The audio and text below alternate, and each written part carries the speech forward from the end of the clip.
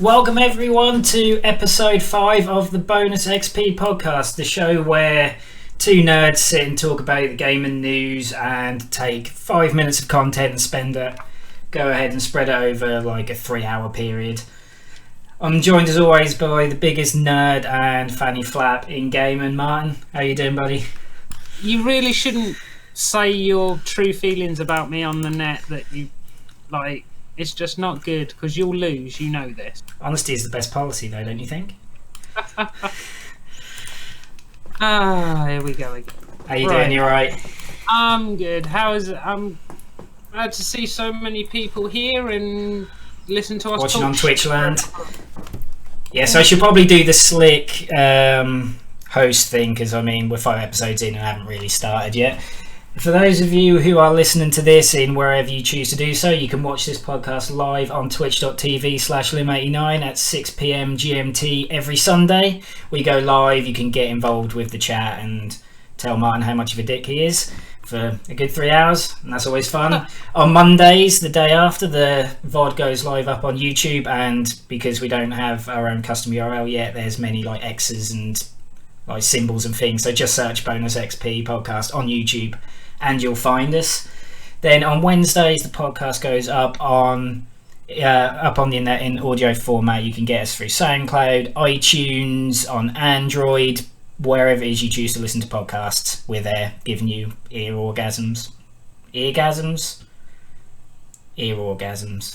So close. You were so close to being professional. So close. Professional as fuck, mate. I am. But anyways, to the most important bit, our guest. This week we have one of my absolute favouriteest people on the internet with us, and that's Neenali. How are you?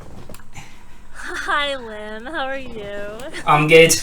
I'm doing great. I'm just relaxing a little bit after my soccer to me, football to you, my game this morning. So I took a little time to get some exercise in and do some sporting stuff, and so I'm excited to be here, though. I'm really honored.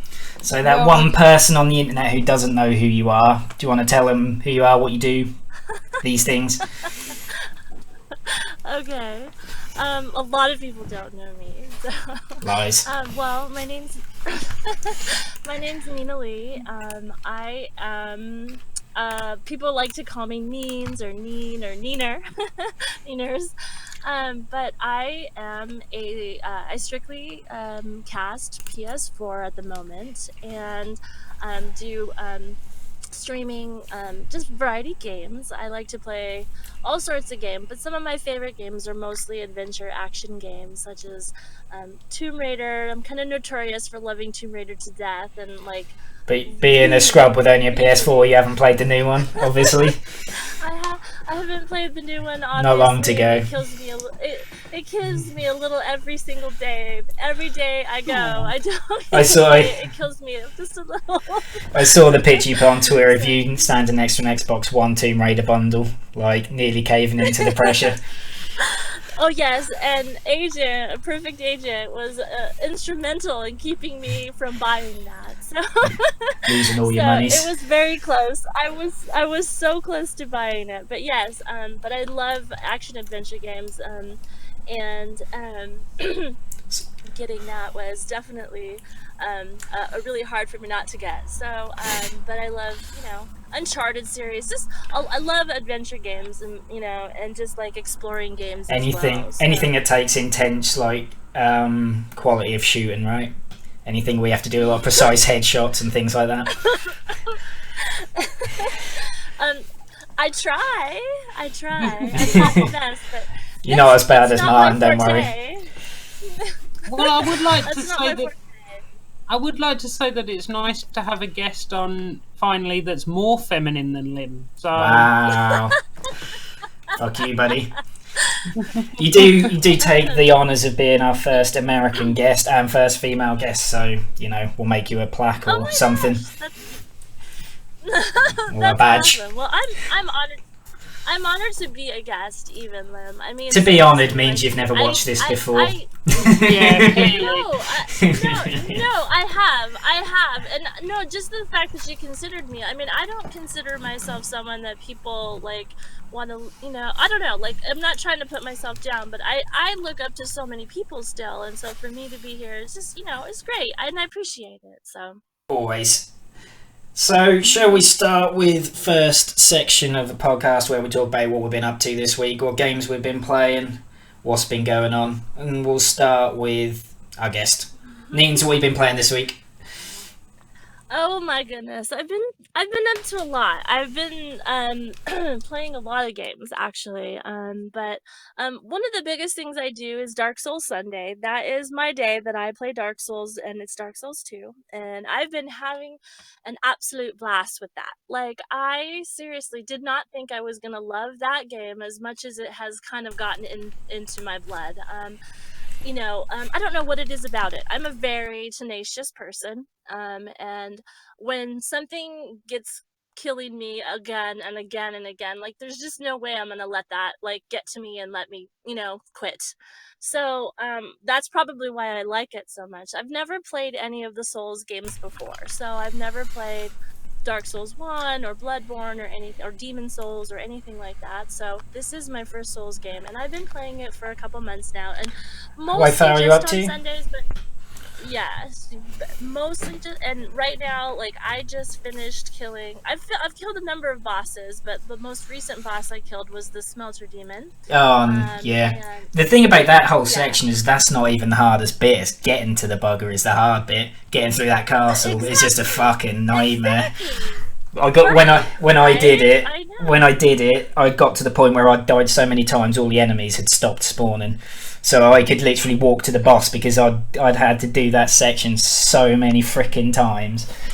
That's like the hardest section of the game for me. That was. It is, and now I'm after it, and I'm not liking it that much. I was just telling someone that I was talking to. I was like, I'm not really liking the section I'm in, but I'll get through it and everything. But I've become quite fascinated with it. I didn't think I would like it as much. I'm like, oh God, am I gonna really like dying over and over and over? But there's something to be That's said the satisfaction about of just finally getting through the it. satisfaction. Oh my gosh, yes. Oh, in fact, and this is a prime example. So I am doing Dark Souls all on my own. I'm not summoning people. I'm not summoning NPCs, and I made the mistake. Some of the people that usually are there and follow me, I was fighting the 3 sentinels, and there was a whole bunch of people in my chat saying, "Oh, you need to summon. There's like Yeah, 3 bosses here," and that is I've one of the never hardest seen it. boss. So I had no idea what I was gonna. So I thought, okay, well, I'll summon an NPC and I'll just see what it's like, and then I'm sure I'll just have to fight it on my own. Well, if I didn't beat it the first time with the NPCs, and I seriously felt like I cheated. I hated it. I was so upset. I was so mad that I had done that, and so I felt like I was so mad at myself. So I'm not summoning anything, and so, like, I don't know, like, the satisfaction of beating a boss is just amazing. So Yeah, yeah. that's the big gratification of that game, and the lore as well. Like, if you just take that game at face value of what they give you, there's basically no story there. But then when you start talking to characters, and then you realise you can go back and talk to them again, and they have something else they can tell you, and then you start digging into this game. There's so much like backstory behind the game. Like, it's such games are so good. I've been telling you forever you need to play them. You need to play Bloodborne next. Seriously, you'd love Bloodborne. Yeah. Right, so I've been told I need to play Bloodborne. So of course I'm looking forward to Bloodborne and Dark Souls 3 as well. You're gonna get Dark Souls 3.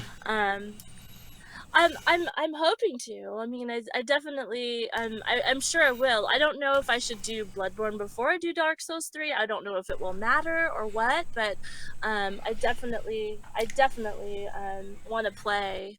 And I heard Bloodborne is a little bit of a different animal as well. So yeah, well, Bloodborne is considerably faster and more action based than what Dark Souls is. Dark Souls is quite slow and methodical, whereas there's a lot of sort of twitchy responses to boss attacks and stuff in Bloodborne, and then it seems like Dark Souls 3 is a combination of the two. It's sort of like a faster Dark Souls, but with keeping like Dark Souls sort of like magic system and with upgrades to that as well. But like, you know, sort of like it seems like a melding of the two, which is so. I guess I would say play Bloodborne first. It doesn't really matter, but I think you'd enjoy that.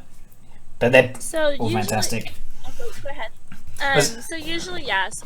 I only broadcast 4 days a week. I have a crazy schedule. I live in California, and I'm living in an interesting situation. So I only cast very late at night. So I cast at like 10 p.m.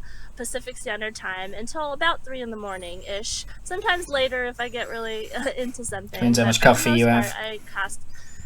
I drink a lot of coffee. Yes, yes, I do.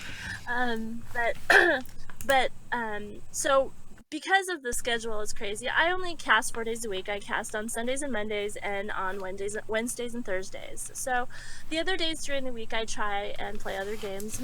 Most recently I've been playing Unravel and have you found that? Have you found Unravel? Because we talked to Gangari last episode on it. Did you enjoy it? I loved it. It's beautiful. It's absolutely beautiful. I love the game, and I love platform puzzler games like that. Like those, I really, really enjoy those kinds of games. And to boot, it's absolutely beautiful. So so for me, it's just, I mean, it was a no-brainer for me, and I was definitely going to be playing that one. So I enjoyed it. And it didn't seem like a very. Oh, sorry. Go ahead. Oh, I was just saying, now I just have to go back and get the rest of like anything I collectibles and things. Yeah, it wasn't a very long game. No, it seemed like it was only like 4 or 5 hours, and it didn't seem very sort of deep and complicated. It just seemed basically like a quite basic puzzle platform. That's just pretty basically.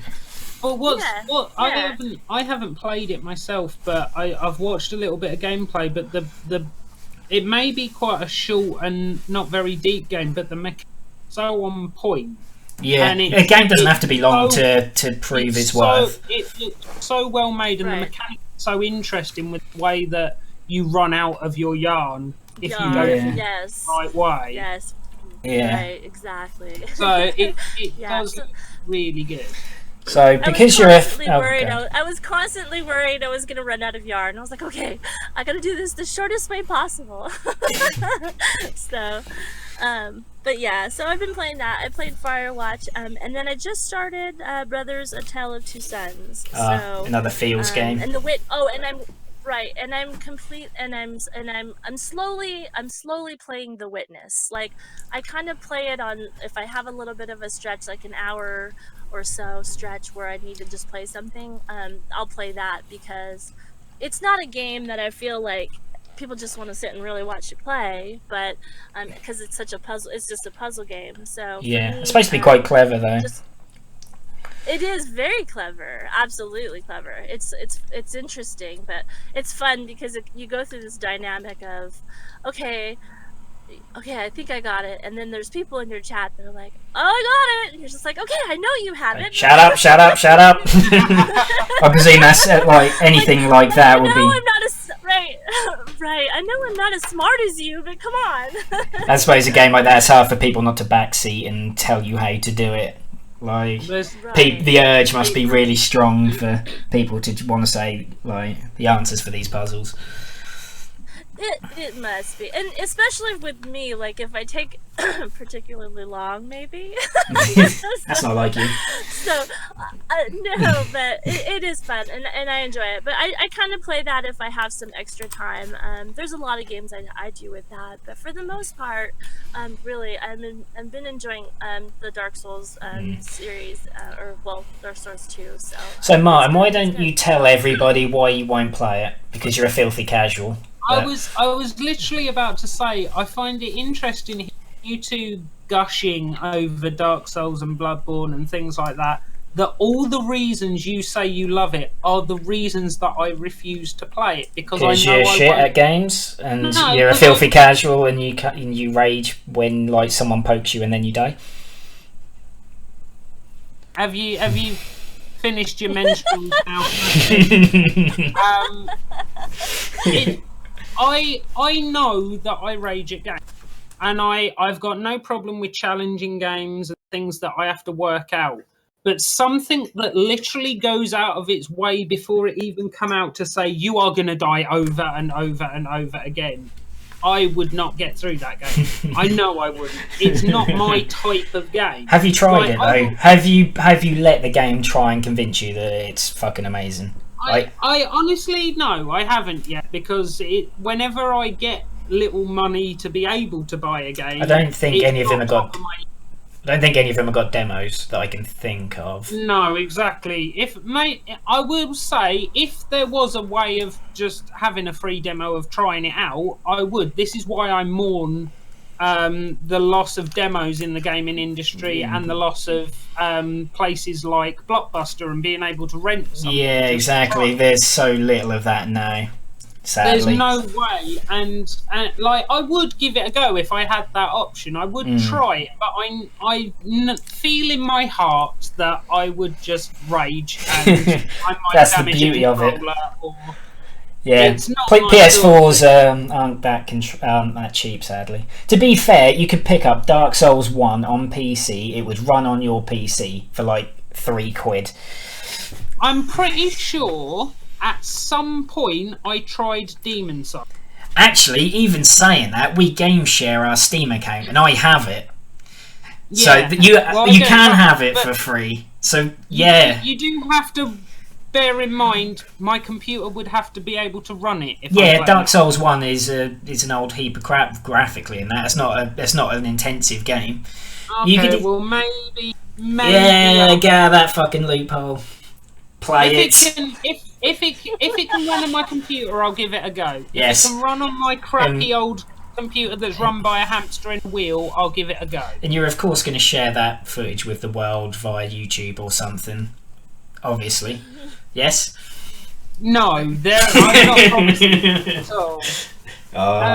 You're literally the most miserable fucker alive, I tell you. I'll be honest, to be fair, even watching you play it, I didn't find interesting. The game didn't grab me. Like, the point is, like, because I never died and I beat every boss first time, you're not getting the proper experience, you see. You never died? No. So I beat every section once. I remember a specific point where you were trying to be a filthy cheat and hide round a corner and do long range attacks on an enemy, went too far, fell off a ledge and died. That didn't happen. Like, the enemy didn't even kill you. You just sucked at the controls and fell off a ledge. Have you got any proof that happened? I'm sure it's in your previous broadcast. I'm pretty sure it isn't, because it never happened. You just dreamed it. My first death in Dark Souls was falling off a ledge. To be fair, in Dark Souls 2, that's harsh, because the first section, like the tutorial section, is you have to walk along a load of really thin freaking like pathways. Yeah. So that's torture for like a new player. They say do a running jump roll over this really thin little narrow thing. By the way, you're probably going to fall off and die. Sorry. That's exactly where it was. Yeah. That's exactly where it was. I actually made the jump limb and I made it back, and then I fell off on the backside. Oh dear. Yep. My first death, and it said, "Welcome to Dark Souls." Yeah, pretty much. Alright, so Martin, what have you been playing this week? Honestly, not a huge amount. I've been getting back into Heroes of the Storm some more. I still need the next character because it looks like it's my perfect type of character, which, if anyone doesn't know, is going to be the Necromancer class from Diablo 2. It's their first character that they're bringing in from Diablo 2. So just the sheer idea of spamming skeletons at people while I sit at the back and laugh just sounds perfect to me. You like the support sort of style, don't you? Like support character style. I like ranged characters, and especially summoners. Like two of my favourite characters in the game are both specialists, which is Zagara, who is the StarCraft. The name of it now, the Swarm, the I can't remember the name of the race, but the aliens. And she just basically throws little exploding banelings and drops pods of little insects on people, and that's fun.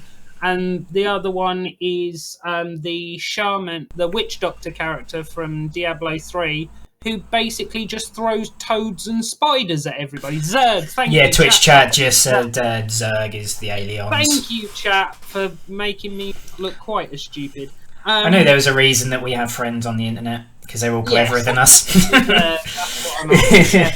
So yeah, Zaga is from the Zerg from StarCraft, and she just spawns loads of little aliens to munch people's faces. And the witch doctor from Diablo 3, who just throws exploding toads and spiders at people, which to me is just fun. So getting someone who can summon skeletons and throw giant death scythes at people, that sounds like my kind of thing. So do you want to admit that the reason you play support with me is because I do all the work?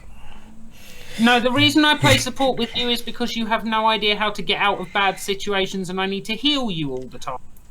I can't help that I'm excited and want to say hi to all of the enemy characters. You can't help that the only type of character you play is an assassin, who are supposed to stay away from any sort of damage because they've got low health, but you stand right next to people shooting them in the face until they eat you. Yeah. Pretty much. I'm well good at MOBAs. I'm well good at MOBAs. No, It's excited to see people.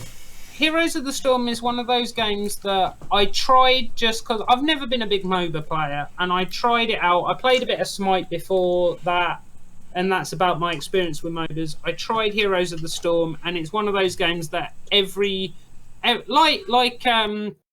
like Neen was saying with The Witness, just if I want to kill a couple of hours, I'll jump on and do a couple of games of Heroes of the Storm. Just do my dailies. Yeah, I think I'm the same. I've never been in MOBAs. There's something I've tried to get into. I tried Dota, tried League, and I've never been able to get into it. But it seems like it's not saying it's a noob's MOBA. It's not fair, because there are deep levels of tactics, but it's most noob friendly one. There's group leveling, and there's no complicated item management system or anything like that. You just pick someone who has cool looking abilities, and you can jump in and have a go, and you'll probably get some kills. The best way to describe it is it's a streamlined.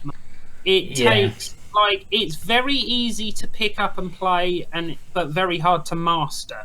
To really get good as a character, especially some of the specialists are some of the hardest ones to learn. I would say the two hardest characters in the game is Abathur, who is also part of Zerg from StarCraft. Which one does that look like? Just so I'm trying to remember.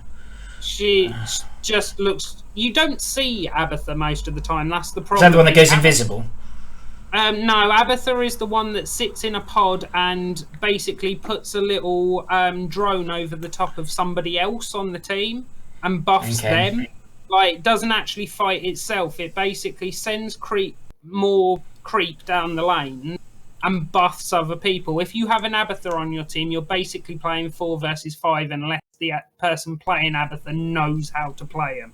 And the other hardest hero, I would say, is the Lost Vikings. Yeah, because you can control those independently, can't you? Just 3. Yeah, they're three characters in one, and you can send them.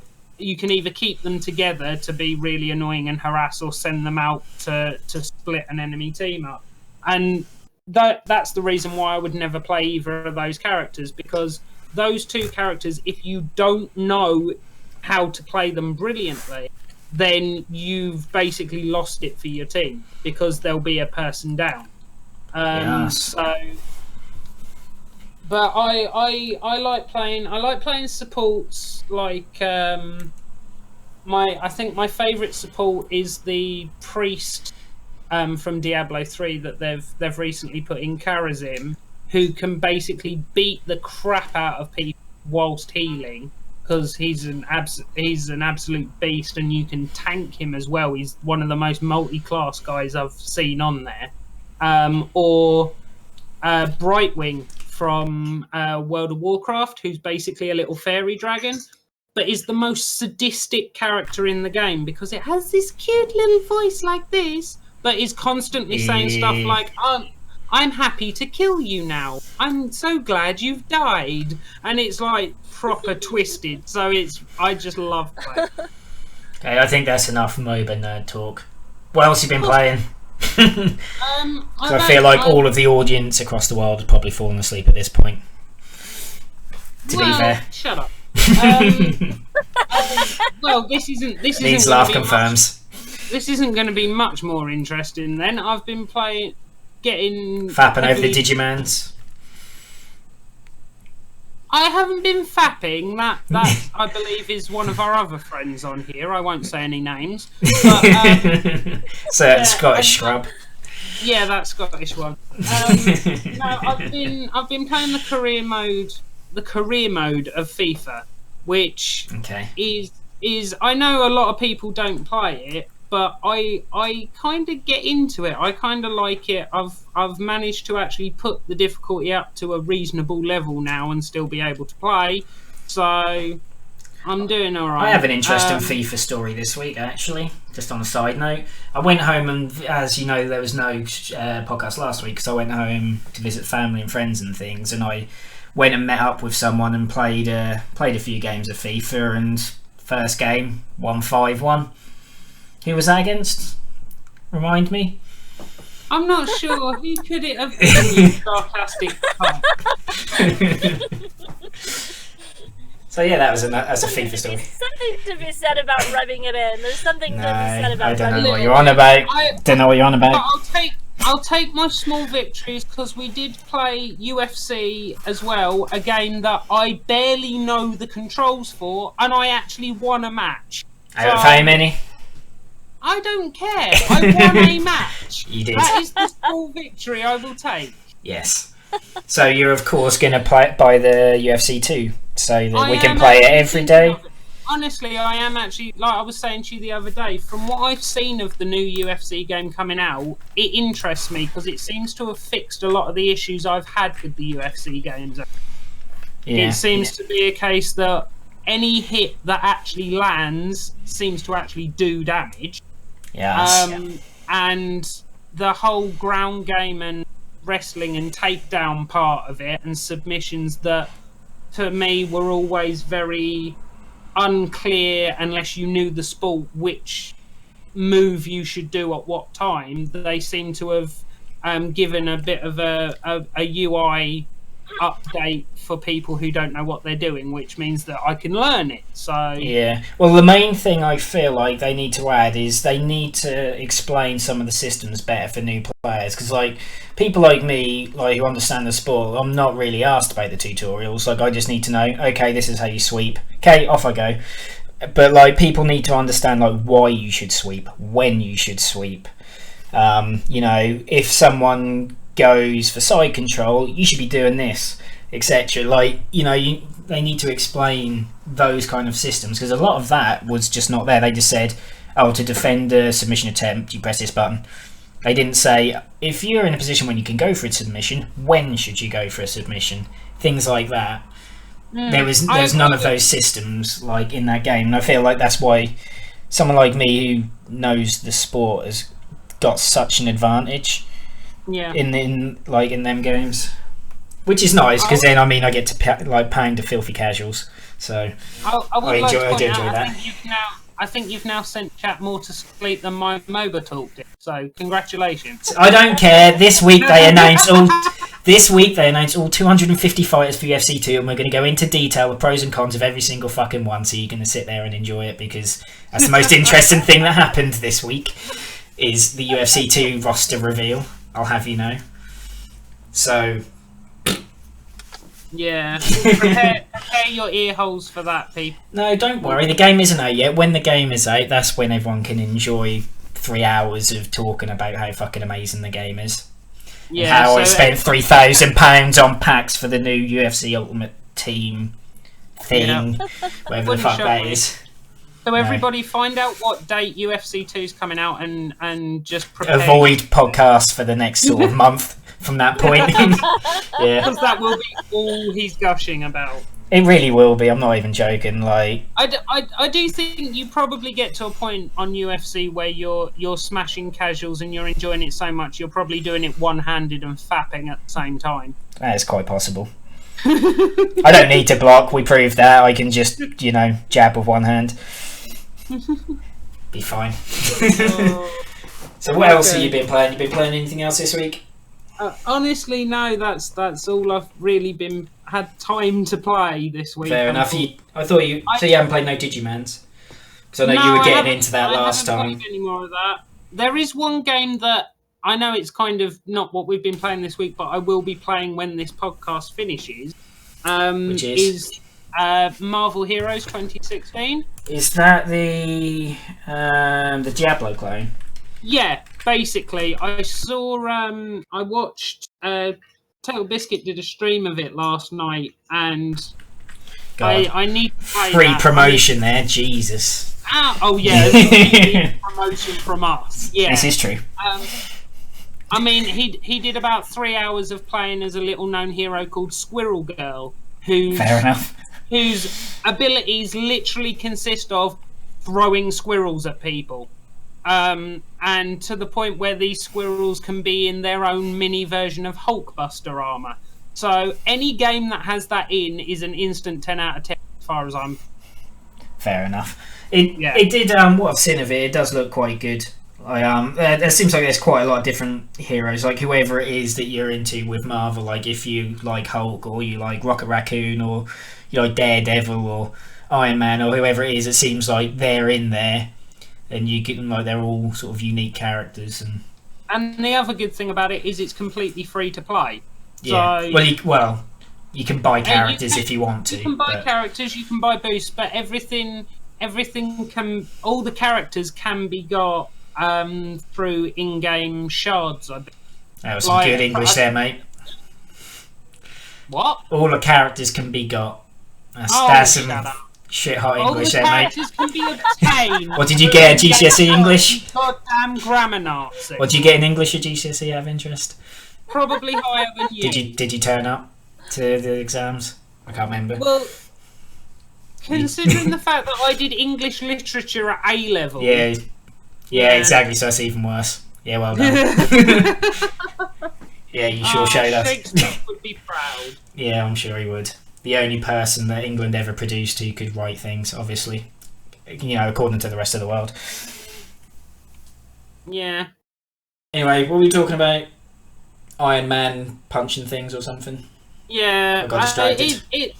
Apparently, because the game's been out quite a while, it's gone through different iterations. It was originally just Marvel Heroes, then they updated it to 2015 version, and now there's a 2016 version.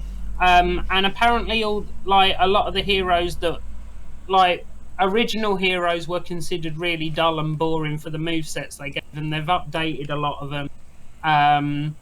So it's definitely. I'm looking forward to trying it out. I'll probably have more to say about it next. Yeah, fair enough. Well, that's you just a multiplayer thing, so I'll probably jump on and play some games at some point with you. Yeah, and get some time to do that.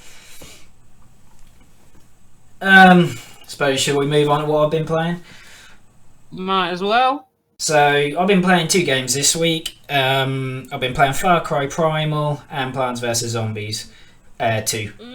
But anyway, UFC 2 roster, the more important story. The thing that people are actually tuning in to hear about. Oh, good God. No. You get to tame a saber-toothed tiger, it's best thing ever. You shoot zombies with plants. Anyway, Ronda Rousey's really good in UFC 2, right? No, do I have to talk about other things? Both, okay. Well, yes, you do, because both. I'll talk about Far Cry Primal and Garden Warfare 2. I want to know your opinions on them because they're both things I'm looking at. Well, if I did like an elevator pitch for Far Cry Primal, it would be you get a saber-toothed tiger. I mean, and he's your friend, and you can pet him, and you can feed him meat, and he'll roll around and stuff. I mean, what else can you want? It's the best fucking game ever. It really is. So it's Nintendogs with a saber-toothed tiger. Yeah, and bears, and badgers, and jaguars, and wolves, and these little things Ow, called so dole. the owl. Yeah, you get an owl, but you can't pet the owl. It just sort of flies off and then like eat these like cannibal people's faces. Like It cleans people's eyes out for yeah, you, it does do that. But yeah, you get all these animal It looks companions. really interesting. It's It looks really, really interesting. really good. It's like I've played all the Far Cry's now. I played 3 and 4, like obviously fairly recently, and I sort of went a bit downhill with them. They got a bit samey, a bit repetitive, and Well, it's Ubisoft. yeah, I know they do sort of copy and paste their games a lot. But with Prime, I've even just resetting it somewhere else, because like at the core it's still a Far Cry game. You still upgrade weapons. You still, instead of like calling them like camps or whatever, they're bonfires, and there's outposts. With a few random cannibal people, what you send your tiger to nom on, and there's all of that stuff is still there, but it's really streamlined and concise, and it's just fun. There's something like you saying about jumping on heroes for a couple of hours. That's what this game is for me. Like, you can just spend a couple of hours just wandering around, cutting down trees because you need a special type of rare wood so you can have a slightly better bow, because that's obviously the most fun you could ever have in a game. And you can shoot a tiger in the face and then tame a different tiger and tell the tiger to eat the other tiger and be like a little war master and play God with the animals. It's really, it's a game that gives you a love-hate relationship with yourself, because you get to tame like tigers and things, and they're all pretty and they're all nice and you can stroke them, and then you'll just go and butcher 10,000 different animals. And okay, so I'm hearing from Twitch chat that we've lost our co-host. So Neen, you've got promotion. So you are now co-host. So I mean, he's dead to us now. He's dead to us. So we're all good. Oh, no. So I mean, you don't have to do a British accent if you don't want to. It's cool. Oh, you don't want me to do a British accent. You don't want me to do a British accent. No, I don't want to insult you all. All right then. No. I watched a couple people playing Far Cry Primal this week, and it looked really interesting. As far as, I mean, like you said, I think it's a game that you would want to go and relax a bit in and stuff. I don't know about how, I don't know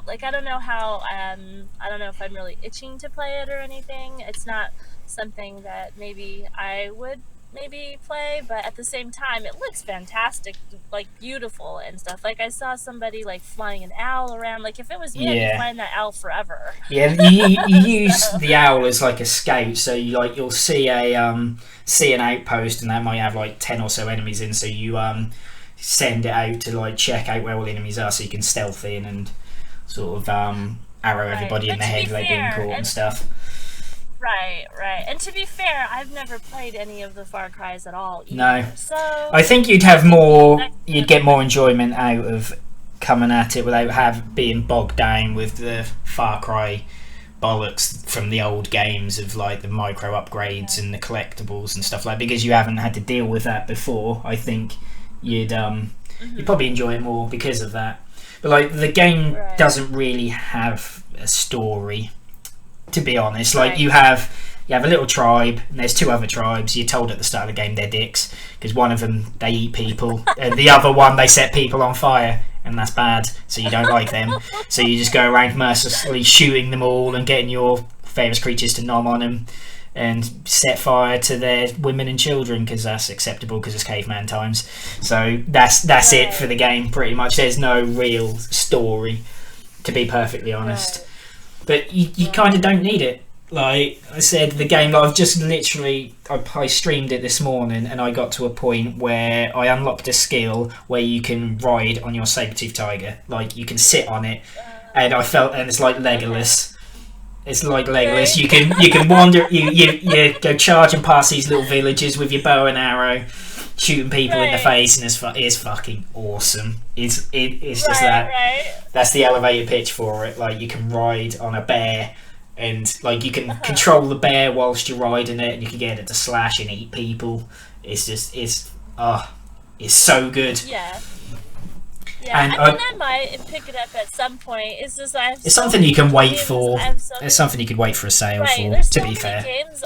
I have so many I have so many games in line right now. Like it's just, I'm like, oh my god, you know. Like right now, I have so many games I'm looking forward to and stuff. So I definitely, maybe at some point, you know. Yeah, something to get to at some point, definitely.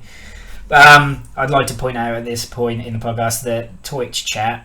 Twitch.tv/Lim89 if you're listening to this as an audio podcast, are demanding that our guest Neenali does a British accent for us all, and I'm sure you would all like to hear an American's fantastic British impression.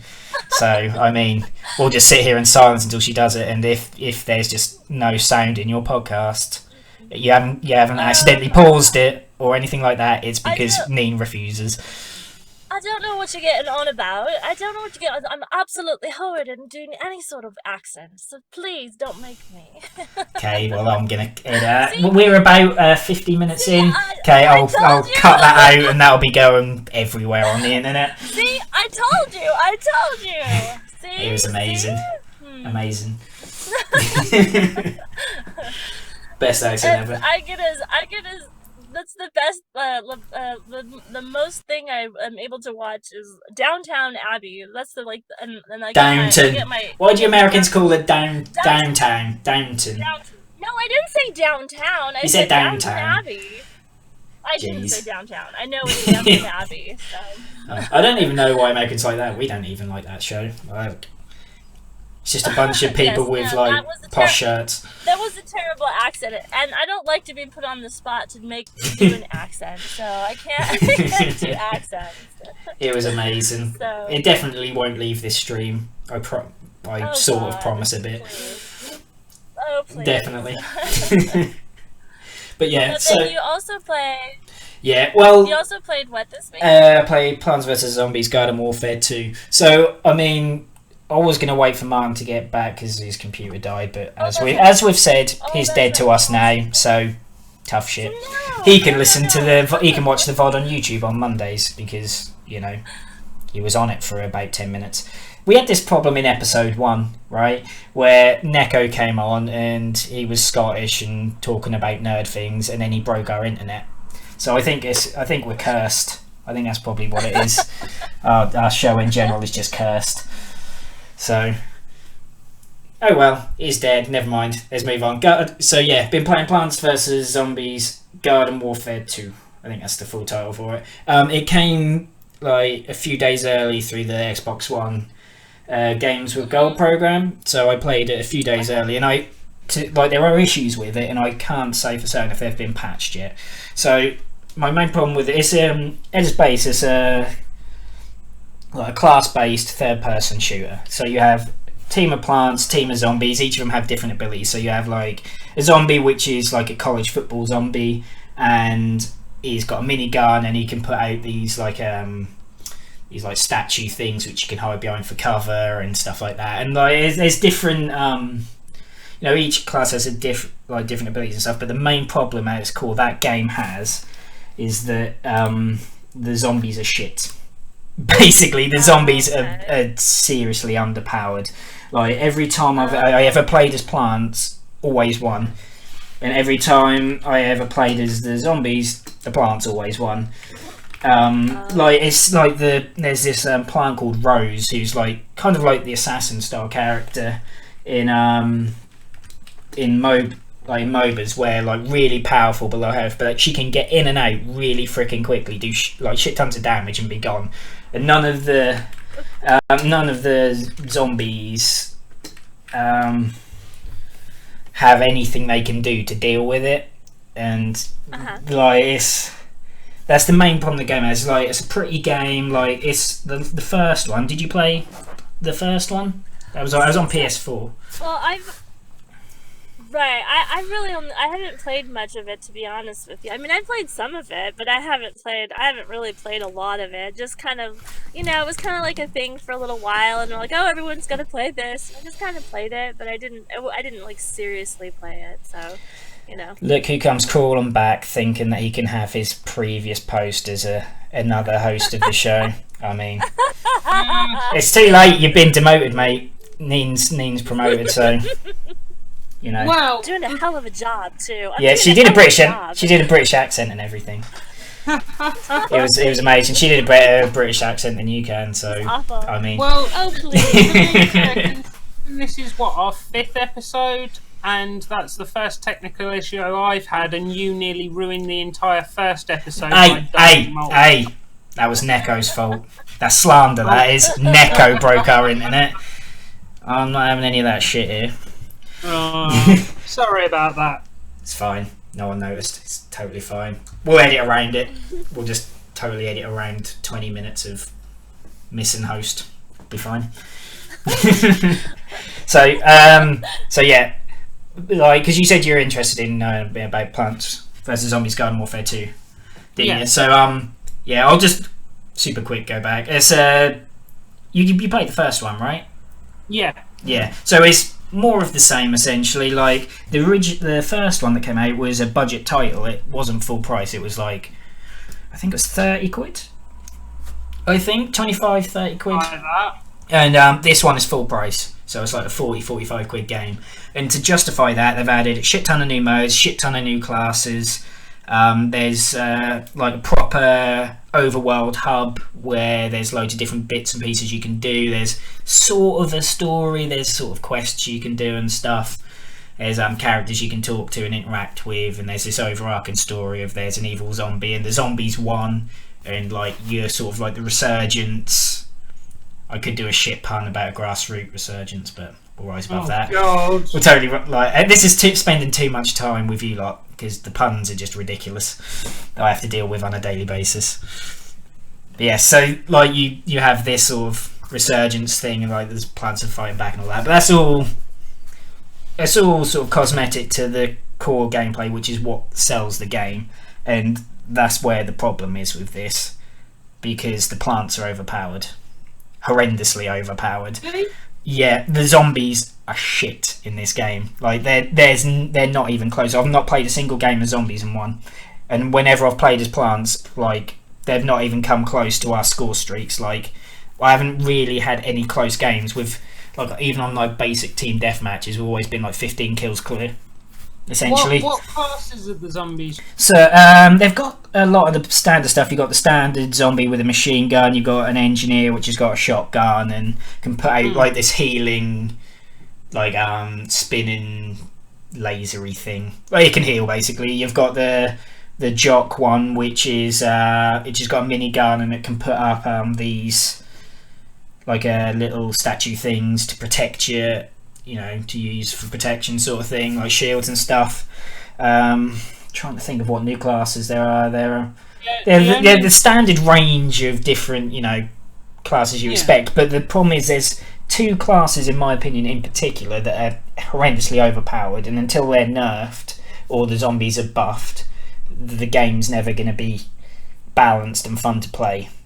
As a zombie, I mean, it's fun pounding noobs as the plant because it's insanely easy. But like, you get there's a class called Rose, which is the assassin style from MOBAs, where really powerful, not that much health, really fast, in and out sort of thing. But she's got this freeze ability where she'll, like, your opponent can't use their abilities at all. So she'll turn up, freeze them, kill them, and be gone before anyone can do fuck all about it, right? And that is just that's just too powerful. And the other class that's overpowered, which was kind of my favourite to play, to be fair, but it does need to be nerfed, is the Chomper. Is the Chomper, which was in the first one, which is the one that can burrow underground and then nom on people. But again, that in this one, that's got a power again, where it's like a sludge thing where you can fire it at someone, and then when they're caught in it, they can't use their abilities, so they can't do anything to stop you getting close enough to one-shot them. But you've got to get pretty close to use that.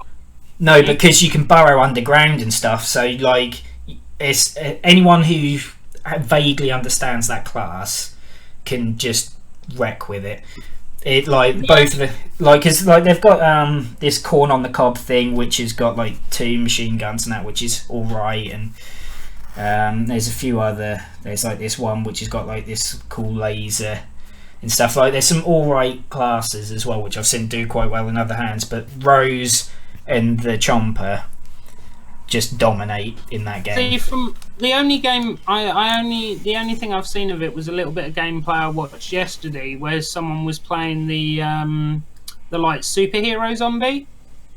Yeah.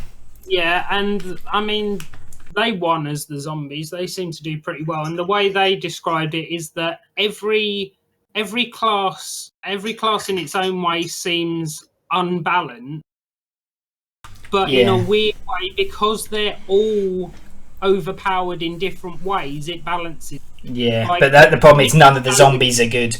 This is the kind of problem.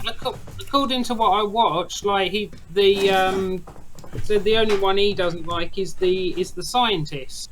Yeah, because it doesn't like the shotgun power. But this superhero one, the fact that its main role is tanky and getting up in your face, but it does have like a fireball throwing thing for range damage as well. So he said it seems a bit. It comes across to me a bit like the way people describe Overwatch, that you need to know the counters to what your enemy is playing. Like I said, in 10 hours of play across all of the modes and playing like loads of different games at both sides, I don't think a single time the zombies won a game on any mode. Maybe it's just because you were on their team.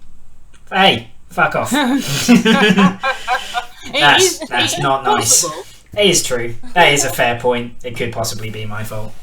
Yeah. But like, there's just I don't know. I think once they've sorted out the balancing issues, that game is going to be fine.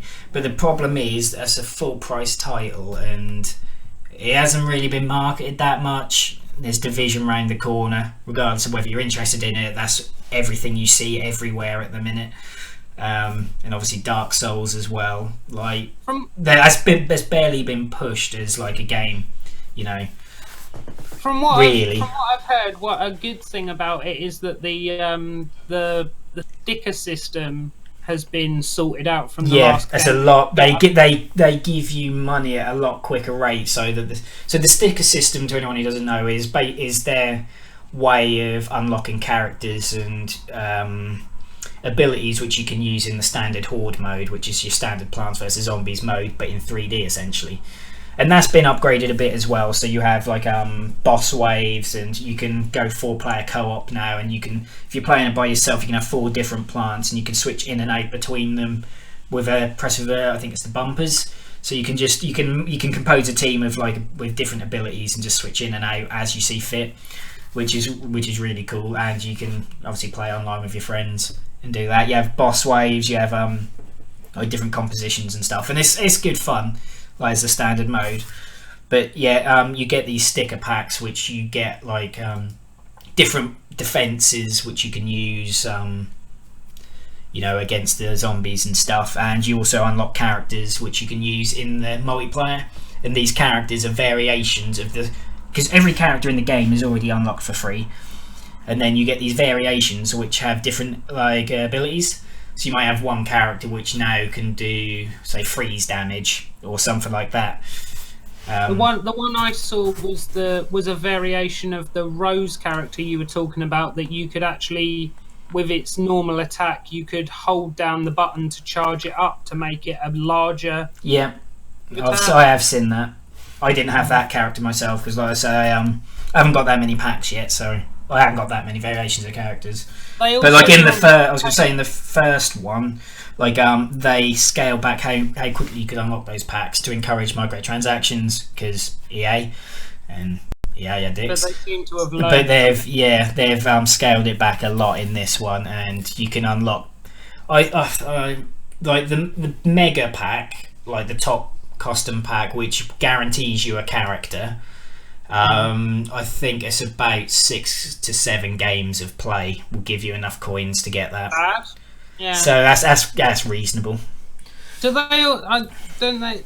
I think I saw they also do like a free rotation of some of the variations. Yeah, there was. It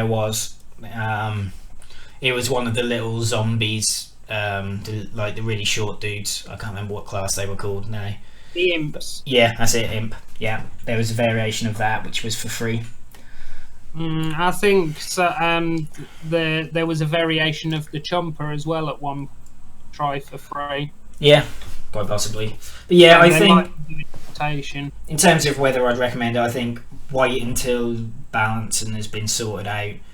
Give it a little while, and I'd also wait and see how the community plays out with it, because them sort of games, like you saw it with Evolve, Rainbow Six Siege, Star Wars Battlefront and stuff, the community petered out pretty quickly for those games. I think that happened with the first Plants vs Zombies as well, didn't it?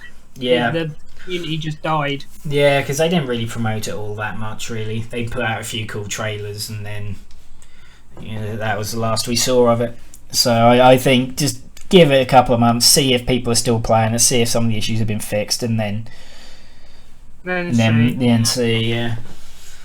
So I think that's it for games to play this week. Shall we move on to the news? Yes, what there is of it. Yeah, this is the bit where, being the start of the year, there's no news really, so this section will probably be fairly short, but we'll try and drag it out to make it seem like there's content, because there kind of isn't. There's a couple of things to talk about, a couple of public service announcements, I guess. But do you want to so we'll start off with, because there wasn't an episode last week, we sort of missed out on quite a big game release, and it didn't turn out to go, so it didn't end up going so well, and that's Street Fighter V. No, so Street Fighter V at launch is a bit shit, and a lot of people aren't so happy about that.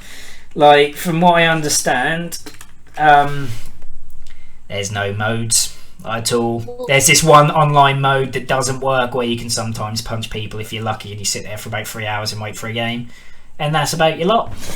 So that's the one sentence summary for Street Fighter V as it currently stands.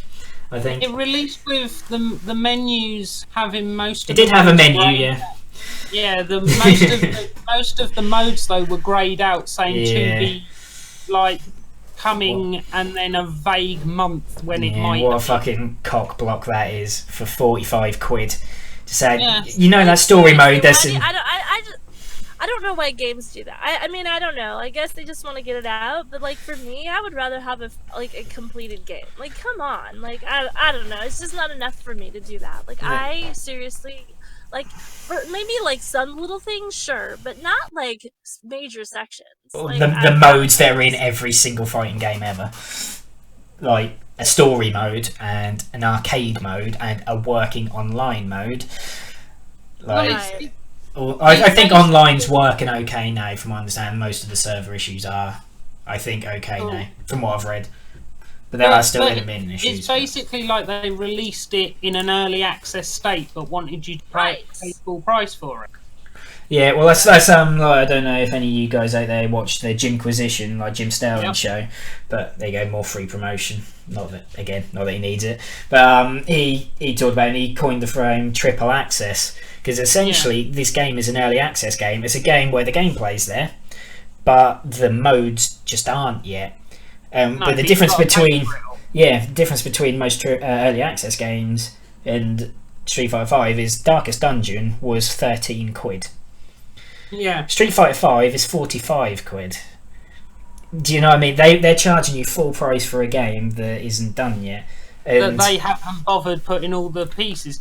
No. And the one example I think that gets thrown around is Splatoon. But the difference between that is Splatoon had a campaign. Whether people were interested in it or not is irrelevant, because it was there. And it had a fully working multiplayer mode. It had all of these features. It had plenty of weapons and customization and all this sort of stuff. And then they built upon that every single week already for free.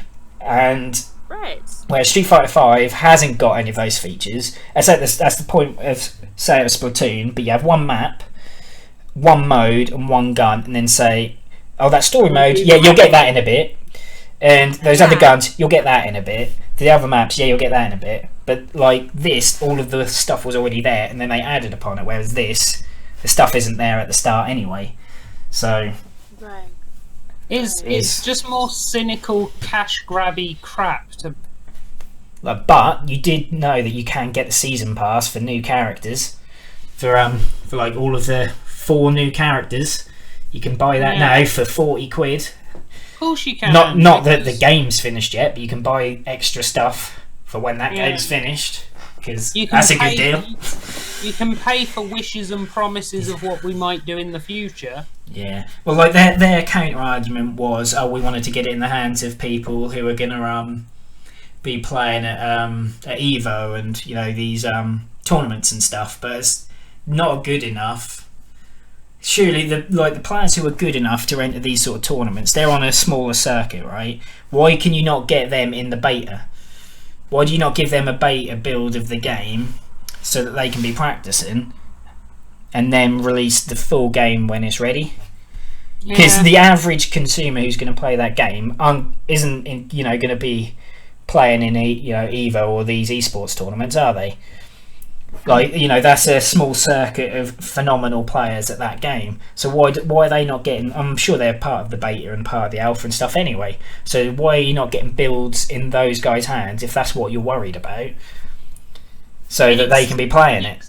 It's an excuse for shitty business practices. It's an excuse. That's exactly what it is. It's a fucking excuse. There's... I know, Capcom are twats. Like, generally, Capcom aren't too bad with... They're not the company you instantly think of for shitty business. Generally, you think EA, Activision, and Konami, but but the problem is other companies see them getting away with it and still making money. Sets a dangerous precedent, doesn't it? Yeah, that's the problem. It does set a dangerous precedent for what other companies think they can get away with. Because if, like, say, you have the early access thing, and then that's already a touchy subject on whether you should be allowed to get away with releasing half-finished games or not, with the promise that it will. Because like we did, was it episode 1 where we talked about Kickstarter and things? Yeah. Where games were taking the money and running in some cases. They released some, like, a basic build of a game and said, oh yeah, we'll add this later. And then they took the money and they fucked off to Hawaii or something. And got Lamborghini. Yeah, exactly. Like, just because they're saying they're going to give you these modes doesn't mean they will. No, and you've got no contract with them that they have to do. No, you're the idiot who's already given them £40 for that game. Like, that's a bit late on your part. You're stuck with it now. I mean, and that's even worse for the people who went digital, because they're definitely stuck with it. At least if we bought the game and a month down the line they haven't given you what you were promised, you can trade it in for Dark Souls. Trade it in, right? Yeah, but even then you've still been shafted, and they're still dicks, but at least you've got something to come back from. But this is why I barely even pre-order anything unless I know it's a dead cert, like it's an established franchise that I've played before and I know what it's going to be like. Like UFC 2, for instance, where you're going to get Mike Tyson, Bas Rutten, and Sakuraba. I'm sorry, I know we're back on UFC, but why is Mike Tyson in this game? Because he's a fan of UFC and therefore he would be well good at jiu-jitsu even though he was a professional boxer, obviously. Because that's how it works. But recently wasn't there a video of him circling the internet getting his ass kicked in the old Punch-Out game that he was in? Yeah. But yeah, it's just because he's a famous person who likes the UFC, so therefore he's obviously that's the same thing like with Bruce Lee in that he had no ground game, and he was obviously, he tried to tell us that the 1-inch punch was a thing, which it wasn't. Like, so I mean, yes, it's a game at the end of the day, and why not? They've added, I won't keep talking about it, but they added that mode where it's stand-up only, so it's obviously he's designed for that, any. So you haven't got to worry about the wrestling or nothing. You can just bot people. So yeah, what were we talking about? I keep getting distracted by UFC. That game comes out soon, and they've announced the whole roster, and it's going to be fucking amazing. And I can't wait. Yeah. Just so everybody listening and watching knows, he's sitting there with half a perk on right now, just at the mention. I mean, why are you not? That's my question. Why would you not? And if anyone doesn't understand that very obscure British British slang, that means he thinks I have an erection right now because UFC is amazing. Shall we move on from erections to YouTube? Yeah, I think Do you want it? I can't be dealing with more bullshit. Right, so go on. This is all you. The other wonderful big thing at the moment is the blatant, horrible, downright disgusting abuse of YouTube's complaint and copyright system going on For the first time ever. Never happened before. Well, no, but it is getting worse. It really is.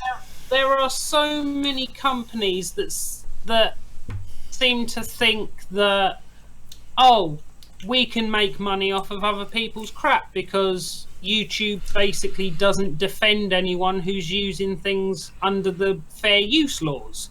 And it's ridiculous. And the thing is, it's terrible that these companies are trying to do it and succeeding quite a lot of the time. It's fucking with people's livelihoods, like people whose income and like they have kids and a mortgage and things, and their life depends on the money they make from YouTube each month. When they're being told that, oh, by the way, you can't upload anything until we've decided whether you're a naughty boy or not. Like that's fucking with their livelihoods, isn't it? Like, but what's worse than these companies actually trying it? The fact that YouTube's system allows them to try. It's the fact that they didn't even get away with it in the first place. Well, yeah, the whole, for anyone who doesn't know, the way YouTube copyright claiming system works is that anyone can make a claim and say this person has used something that is my copyrighted material, and the way YouTube automatically deals with it is that video gets removed. And you, if it's, there's two types, there's copyright claims and copyright strikes. If you get claimed, all that happens is the video gets removed, and I think you have 30 days to appeal. You make an appeal, and then the person who made the claim has 30 days to basically produce evidence that it's real. Which it doesn't fall under fair use, which it always fucking does. 99% of the time they don't keep their claim going, and it reverts back. But if they try and make it a copyright strike, you automatically get a strike against your channel until you kind of fight it.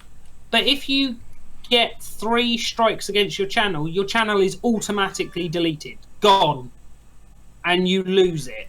And I also believe that you can't fight more than 3 claims or strikes at a time, which is ridiculous.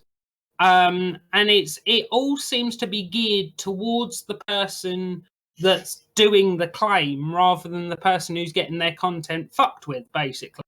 And there is no repercussions when a claim is proved as false. And that's why companies keep doing it, because while they have a claim on your video, they can even tick a box so that while that video that keeps the video online, but all ad revenue goes to them, even if their claim eventually pans out as being false. For the time that their claim is on that video, they get the money, and it's ridiculous, and it's killing channels on YouTube, especially the smaller channels who can't afford to fight it. Yeah, like, because obviously someone like these big channels like TB and that, he had a copyright strike, and like Jim Sterling's had one recently and stuff. Like, they can fight it because they're huge, and they can tell these guys to go suck a dick because they're big enough to do so. But these little guys who are earning just enough to get by on and stuff, they don't really know much about law and stuff. And even though they've done nothing wrong, everything they're doing is completely above board legal and within fair use. They can't do shit about it. And I think, was it 3 strikes and done? Yeah. I think even if all 3 of those strikes are false, like, you've just got a picture from a still shot from a trailer whilst you're doing, commentary over, which is fair use because you're creating your own content on top of the base work of somebody else. Yeah, that is fair use. Like that's not good enough, is it? Like the thing that makes me laugh is you don't even need a still image. There was a channel, and I wish I knew it off the top of my head, and I don't, and I apologise. But there was a channel that did a series of videos, which was basically him and his mate, or him and someone else, would go to a cinema and watch a film, and then they would, in the car afterwards, film themselves in the car discussing the film. A film company... Just like movie reviews then? Yeah. Critique. But there was no footage used, no audio used, and they got claimed for discussing... Under what grounds? Huh? Under what grounds? It was... I don't know. It was said... because I don't know whether it was just because they were discussing a film and they gave something... a negative review. This is the problem. Is that what it was? Is that what did they say a film was shit? Because I believe so. I don't know it exactly, but a lot of these companies are using it as censorship, basically. Yeah. Because they know that even if their claim comes out as false, they've stopped that video being out on the internet for a month. For 30 days. That might be enough for 10 moviegoers who are on the fence to go and see rather than not. Yeah, and that's censorship just because you don't like something. You hear about it with like these early access game devs, like they'll copyright strikes like of YouTube like review channels who just who just say shit about a game because it's bad and it's broken and it doesn't work and whatever. And in some indie developers can't take criticism. That they haven't got the talent enough to make a decent game, and it's all asset swapped or whatever. Yeah, Unity algorithm flips. Yeah, and they can't take that they need to actually put effort into making a game to sell it for money. So anyone who says anything bad about it, they want to silence so that they can get as many uninformed people to give them money as possible, and it's wrong. YouTube are being twats. There's your summary in a sentence. Yeah, as far as I can see, the two biggest problems with YouTube's copyright system is one, there is no punishment or recourse against anyone who files a false claim to put them off doing it again. And the second thing is, it seems like from YouTube's end, there's no actual human being that looks at any of these claims. You know why? It's because they're rolling about in their money. That's like the intro of DuckTales. They just have this big swimming pool of money and they roll around in it, and it's fun. And so why would you be dealing with you nerds? Because like they're rolling in their money with their cocktails. It's a completely automated system that no one checks any of these claims. All the emails, especially not the little guys. Maybe if PewDiePie said something, they'd pay attention. But maybe, but well, you know considering someone big like Jim Sterling gets hit with these all the time, he's gone to the point. I don't know if you look at his Twitter or anything, but he's gone to the point now of actually posting the comments he writes to YouTube. When he's I've seen it, calling Nintendo twats and stuff. Yeah, and they're all stuff like, well, I'll say what the fuck I want in this comment because no one's going to bloody read it anyway. Exactly. So it's ridiculous. That's what I'm saying. Like, it's got to that point. Like, it's very. It'll lead into our topic of the week, but it's very hard for anyone to feasibly want to make a go out of being a YouTuber because you don't feel safe. And then, what's your option? Sign up with an MCN. Can you trust them? Because they can get dicked over just as much as anyone else, and like these MCNs will fuck you over, taking all your money as well. Like it's putting people into a situation where they can't win. The whole situation gives the impression that YouTube's happy to take all the money it's getting, but doesn't want to take any responsibility. Yeah, they won't stick up for the. No, I won't. It's just take and not give, much like you. Anyway. Oh, you love it when I take, but that's for our private talks off of the podcast.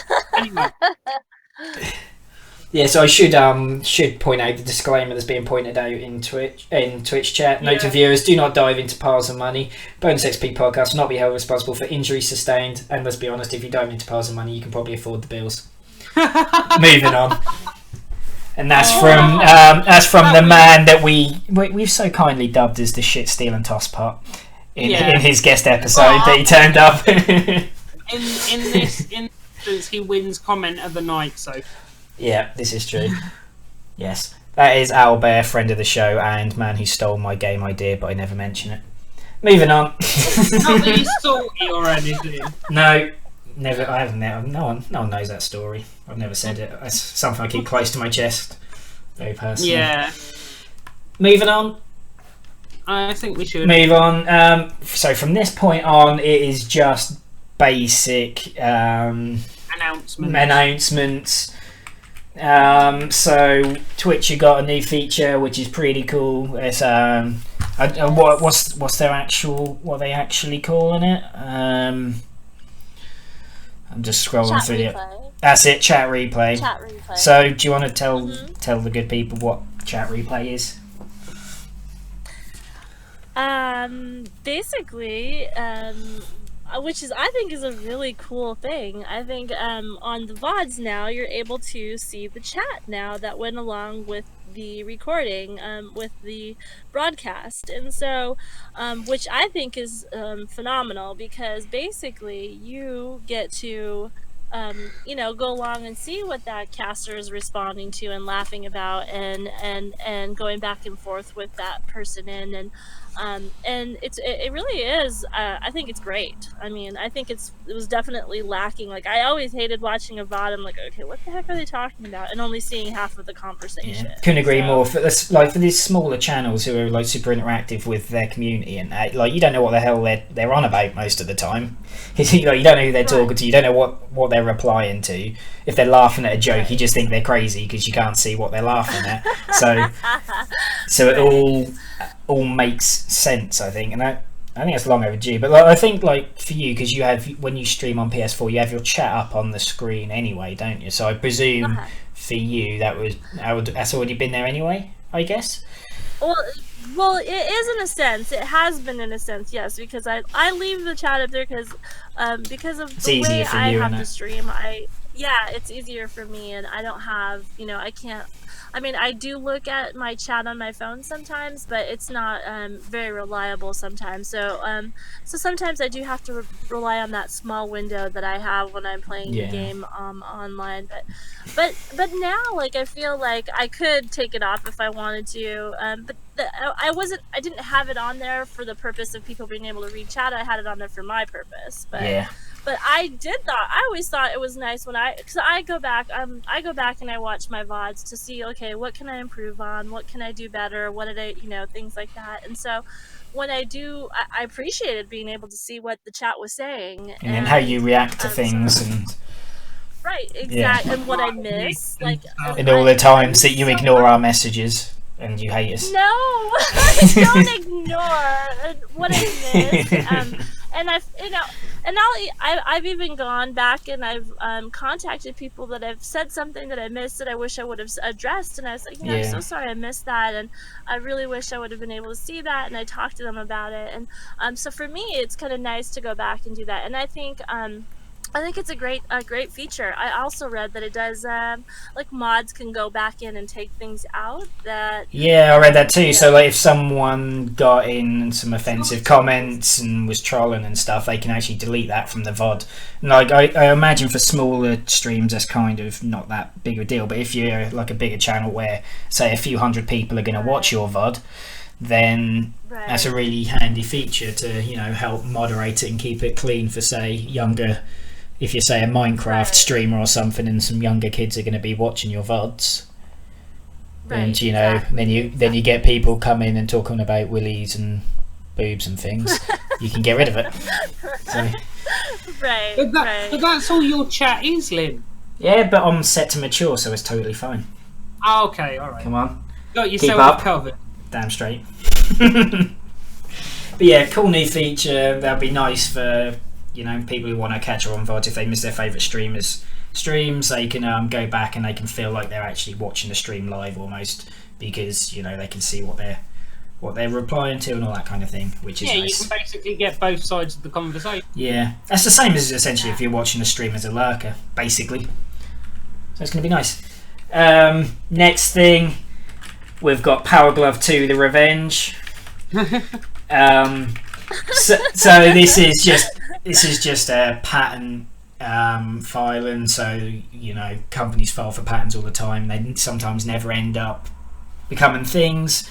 They're just holding the rights for it in case they decide to. But Sony have filed a patent for a Power Glove, basically, and the idea is it's going to be used with VR, and you put the glove on, and then in the game your hand is now part of the thing that moves in the within the virtual reality. So like you can put your hand out and grab a sword off a table, or Right. something like that, and then move it around and stuff. So it's similar to like how you had the PlayStation Move, like with your stupid little wand, but the idea is it's a glove and it's part of your hand, and it feels Right. more because you'll have control over your fingers and stuff.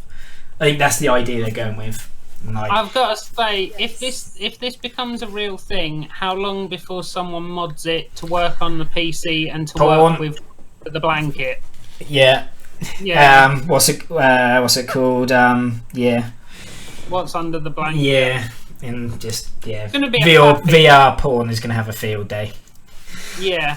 Well, I think If it to be becomes a fair, not that I'm an expert or anything. Yeah, VR porn has already got quite a few peripherals of its own. So. Yeah, this is true. Right, off of VR porn. No, let's go into more detail. What? As someone who hasn't got a clue what you're on about, what kind of peripherals are you talking about there, Martin? What kind of peripherals could I possibly purchase with my PSVR? It's a good thing there's no cam. Well, yeah, because we don't need to see Martin's prototypes. We don't need to see Martin's rudimentary prototypes at this stage. No. Oh, it would shoot your view account through the roof, and also would get me banned from Twitch at the same true, time. but it'd be worth it. Trust me. This is true. But yeah. Why do we always end up talking about boobs and things? Sure, I say again, Halo 5. Oh, you want to talk about that? Move on. Yeah, go on. You can talk about Halo 5. Go on then. Well, Obviously, the most Halo- interesting story of the week. yeah, amazing. Halo 5 apparently got at least $1.5 million off of microtransactions. So Yeah, there's the requisition packs, which give you what do you get from those things? Like, what's the point of them? Is it new guns, or like what do you actually get from them? Because like I know that they did them. I'm not sure. Hold on. Fair enough.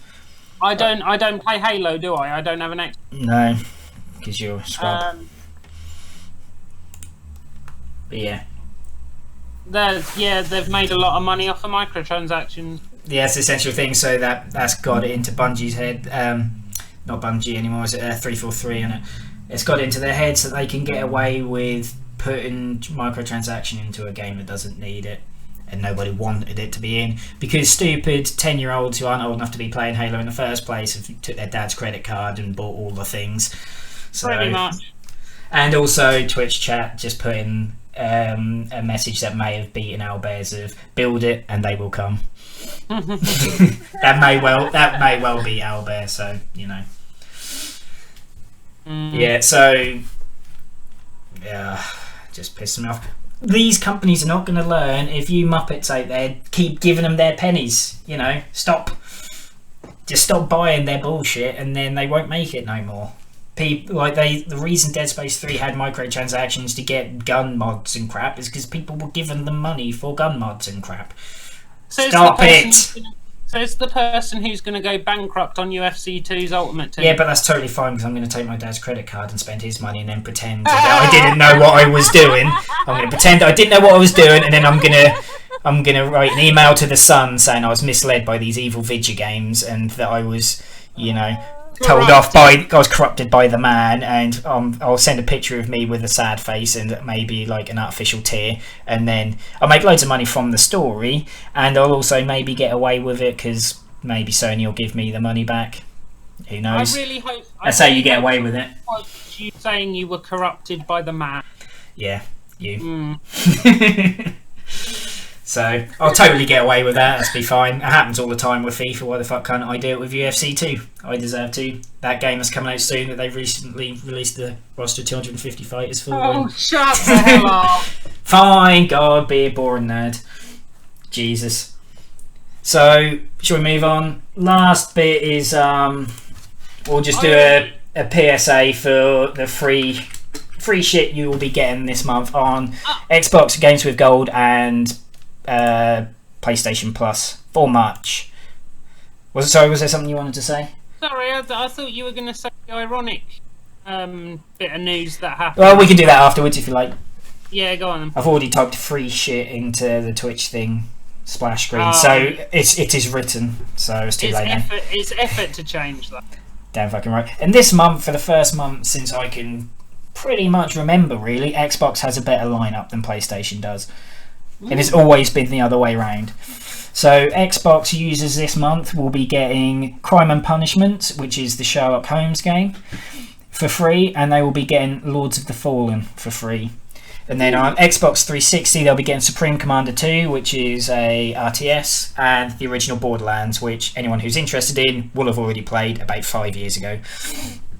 Both of those games are compatible on Xbox One though, as is the case now with Games with Gold. Like, all of their Xbox 360 games work on Xbox One as backwards compatibility, because why would they not? Have either of you played either of those, the Sherlock Holmes game or Lords of the Fallen? I've heard of Lords of Fallen. Well, I've It's heard of both of them. Dark Souls light, Yeah. basically. Yeah. And then Sherlock Holmes Yeah, is you know what Sherlock Holmes is basically. It's just puzzle solving. It's right. supposed to be quite good, to be fair. Like that one. I've seen it. I've never played it. No. They're kind of point and click. Yeah, well, I think it's like 3D. You can walk around, like you can look in the environments, search for clues, interview witnesses, all that sort of thing. But yeah, it's that kind of. And then Lords of the Fallen, I think it got like Lords of the Fallen got like 7s across the board. Like when it came out, I say it's not as good as Dark Souls, but it's, you know, it fills the gap. It's an average game, yeah. Yeah, but you know, I'd say it's free, but it's not, because you're paying for Xbox Live. But you know what I mean. It's, if you're looking for something to play this month, because you know, Division, Dark Souls, and UFC 2 are coming out this month, you're already going to be pretty full. You haven't mentioned UFC 2 at all. No, I haven't, so I just thought I'd let you know. But those games come out this month and start of next month, so you're kind of set for decent games. But if you're a bit skint, something there for you. Well, actually worth a look. Whereas on PlayStation Plus for March, the game selection's not so great, to be honest. There's some 2 games which are good, 3 games which are average, and 1 which is like a flaming pile of wank. So yeah. So on PS4 they did a vote to play thing again, which they did a couple of months ago, where they give you 3 games, and whichever one gets the most votes, that one's free. Right. And the other 2 you get like 60% off, sort of thing. And the one that won was Broforce, which is no surprise because that was the only one of interest on there. And anyone who hasn't played Broforce is really, really good. It's got online co-op and local co-op. You get to be like all of the cool action heroes from like the 80s and 90s and stuff. Neo from the Matrix is in there. Blade's in there. Arnold Schwarzenegger's in there, obviously. Really? Oh, Yeah, God, Indiana Jones is on there. Get it. You'll love it. We'll do some co-op. Be fucking awesome. It's an amazing game. Really good. It's been on PC forever, but that's, I don't know if it's already out on PS4 or if it's now launching on PS4 and it's free. But that, absolutely play that, because that's really cool. You've got Galaxy, which is like I'm pretty sure it's a top-down twin stick shooter, like a spaceship shooter kind of thing. Super Stardust HD on PS3, which is fantastic. If you enjoyed, what was the launch title on PS4? Resogun, from the devs of Resogun, Housemarque game, so you know that it's of good quality. So if you haven't played that, you still got your PS3. That's fantastic. Again, twin stick space shooter. Then after that, it goes down here. There's Last Guy, which I can't even see the info for on here. It's just say save the day in a fast-paced firefighting thriller. There's Flame Over, which is a Vita game, which I've never heard of. Oh no, Flame Over is like a firefighting game, and then the real shit this month is Reality Fighters. I don't know if any of you know. It's like a really, Never heard really of that. terrible fighting No. game which uses the really bad like camera and motion controls that the Vita has. It's one of the sort of launch title games that you see which gets like 1s and 2s out of 10s. Like no, just no, don't bother. Yeah. Play Broforce, play Super Stardust HD if you haven't before and you still got your PS3. Otherwise, stay clear of all that stuff. I think that's everything for. Oh, did you want to talk about the irony story? Well, yeah, you Yeah. brought this up to me. Well, you know more about it. You should. So there's some quite interesting sorts who run for positions of power in America, as some of you may know. Some sort of floppy-haired weirdos and such. But there's this one specific man who decided that all games are evil and people who play Grand Theft Auto are going to go and have sex with your mum's face and things of this nature, so games are bad and people who play games are bad. But it just came out this week that the man has been smuggling guns into California for the last 5 years. Right. But guns aren't bad, games are bad. And Yeah, he got found games out. are the devil, but I'll smuggle But guns actual wherever I guns. like, 'cause they can't hurt anyone ever. In a quote from the story, prosecutors claimed Ye accept checks and bags of cash from undercover FBI agents to pay off his campaign debts and to assist in funding his bid to become Secretary of State. So he's basically paying people to get in power. So Yep. and he's got I love you, convicted and he's looking at. Americans. Yeah. And so for the corruption and gun running, he's getting 5 years in prison, and it's just beautiful sense of irony. Just It makes as me a happy. slight side note, I would like to point out that, in my personal opinion, if America votes Donald Trump in as president, they should be removed from the world. Like, just exile you and ignore you agree. until Trump is agree. gone. I agree. It's a beautiful It's sad. story of irony. It's like and it's ridiculous that people can even get away with stuff like that in the first place. Like, I know. I don't even. It's like stuff of like movies. You're just like, really? Come on. You know. I don't know. I don't even understand like how things like that happen.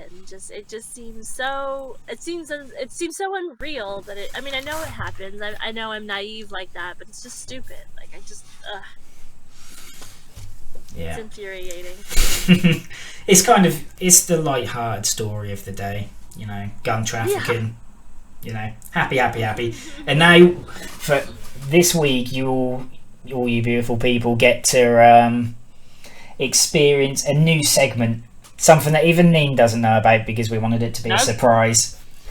So, Oh. I know, I hope you're nervous because you should be.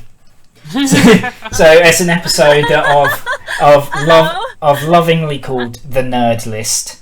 So the general gist of it is you get 2 minutes and you're gonna have to answer as many general knowledge gaming questions as you can, and we're gonna have a Nerd List leaderboard.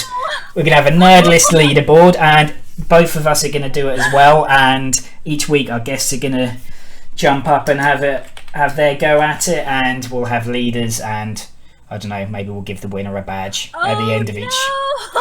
Yeah, So- it's No not fair. just you, Dean. It's not just you. We couldn't give you time- Doing it this Yeah. week as well. We couldn't give you time to prepare, you see, because that would Yeah, be cheating. That's not fair. And also you you get this wonderful reaction. Yes. So, yes, you no get time 2 for minutes. research. You can pass any question that you like. At the end, we'll go back and anything you've passed, we'll go back and answer. And also, of course, chat, feel free to join in. Yeah, and have your go.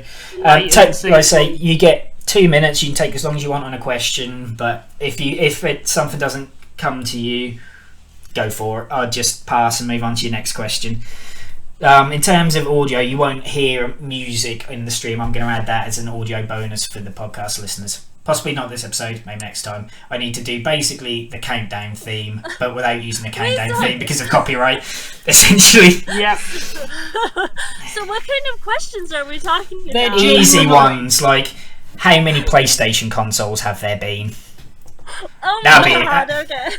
I'll be honest. They're not all going to be that easy on the There's set. there's a mix. There's a mixture because we didn't want to go too difficult, but the problem is difficult video game questions is subjective. What you find easy someone else might find hard. So So it there's a depends bit if you of a played the mix. game and stuff. But like I said, we're going for like general. Like a whole genre of things that I've not played. So it's Yeah, like, well, some of it's general knowledge and things like like if I said what game was buried in the Nevada desert and was recently uncovered, would you know? That would be what I'd consider an easy one.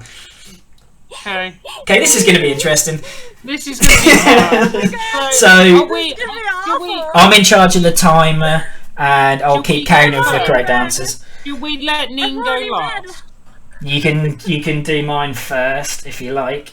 Okay. So in general, this is your section. This is where you'll be coming up with the questions, and I'll be in charge of the Yes, timer and keeping count of the score and stuff. But Yes, Dad, I understand. I'm telling the viewers, not you, dickhead.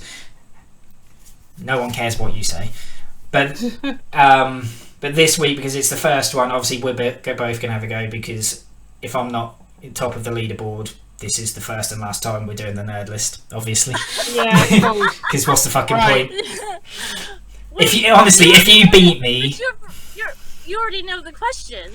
no, I've got a set for Well, Martin, and Martin's got a set for me. Clarify it. Go on. To clarify it, I've got a load of questions for Lim and Neen, and he's got a load of questions for me. So neither of us know what's going to happen. No, Oh, okay. There is no cheating here. I did try and bribe Vampy to give me give me Martin's all- questions, but she wouldn't. So Give me Even all though the he- easy ones. Well, Give me all the easy ones. I will like to point out to Bribery. chat and everyone here that Lim did try and bribe Vampy earlier for my question list. And This it is didn't true. work. I did try, but I didn't get very far. I was also slightly suggesting questions that you could maybe ask me in the hope that she I would. don't know what I Bye. can bribe. I need to bribe someone. Give me all the easy ones. Right, so Who's Lim, going you wanna first? Well, so I'm in control of the timer, so I might just add a couple of minutes to this. Is that all right for my Right, one? Neen, do you have a stopwatch type thing? I can do it on. I'll be. That's Sure, up to I you. don't know if I trust you. Yeah, this is what I expected. I see how everyone in chat is basically hoping I fail, which is fantastic. I can do. Can you do a 2-minute stopwatch? If honestly, I'll do it. Hold on, 2-minute stopwatch. Where's my timers? Timers. Clock. Timer. All right. And You good? set 2 it to minutes. 2 minutes. Right. I'm stressed now. I wasn't If you expecting to give go me- first. If you give me a countdown and then I'll start asking him Well, questions. wait, what I was going to say, shall we do it? The timer starts from the end of the first question, and if you're in the middle of a question when the timer stops, you can finish that you question. get to finish that question. Yeah. Okay. Okay. Deal. Okay, so the timer starts after the. Well, After when I- he reads when the I first finish- question. Finish reading the first. Okay. And you realise I've got a big fuck off list of questions for you, and if you ask me really hard ones, I'm going to give you worse. So, Well- you're playing it Welcome how to you want. setting up a new segment, people. This is going to go fun. You just Yeah. you should be nice. Professional you and should be slick nice as and fuck. Kind to your guests. You'd be nice and Yep. kind to your guests. What you wanna- Give me what you all wanna- the easy ones. What you on about? You're the co-host. Martin's the guest now. Right. You got promoted, remember? Okay. So, are we ready? No. Okay. Fuck's sake. No. If I'm going to get all these fucking wrong, aren't I? Go on. First question. In the game Metal Gear Solid, who Dunno. is the twin brother of Solid Snake? Liquid. Yep, He has 2 twin brothers, dickhead. Go on. in that game. What is the name of the gang member What is the name of the gang member in the video game Grand Theft Auto San Andreas, the protagonist? Oh my god. Oh, fuck. They're green. Next. Okay. The Covenant are a fictional military alien race in which game Halo. series? Grand Theft Auto developers Rockstar North are based in which city? Rockstar North. Fuck. Liverpool? Nope. Next. What game has the infamous quote, "I used to be an adventurer like you, then I took an arrow to the knee"? You say what game? Yes. Oblivion. Nope. It was Oblivion. It was in Oblivion first, and then Skyrim. It was Oblivion first. Come on, Quizmas, you don't even know the fucking answers to your own questions. To you, phone. Fuck me, this is fixed. You're wasting your own time, sir. Fucking next. That's 3. Go on. Who killed Aerith in Final Fantasy VII? Oh, fucking Big Sword Man.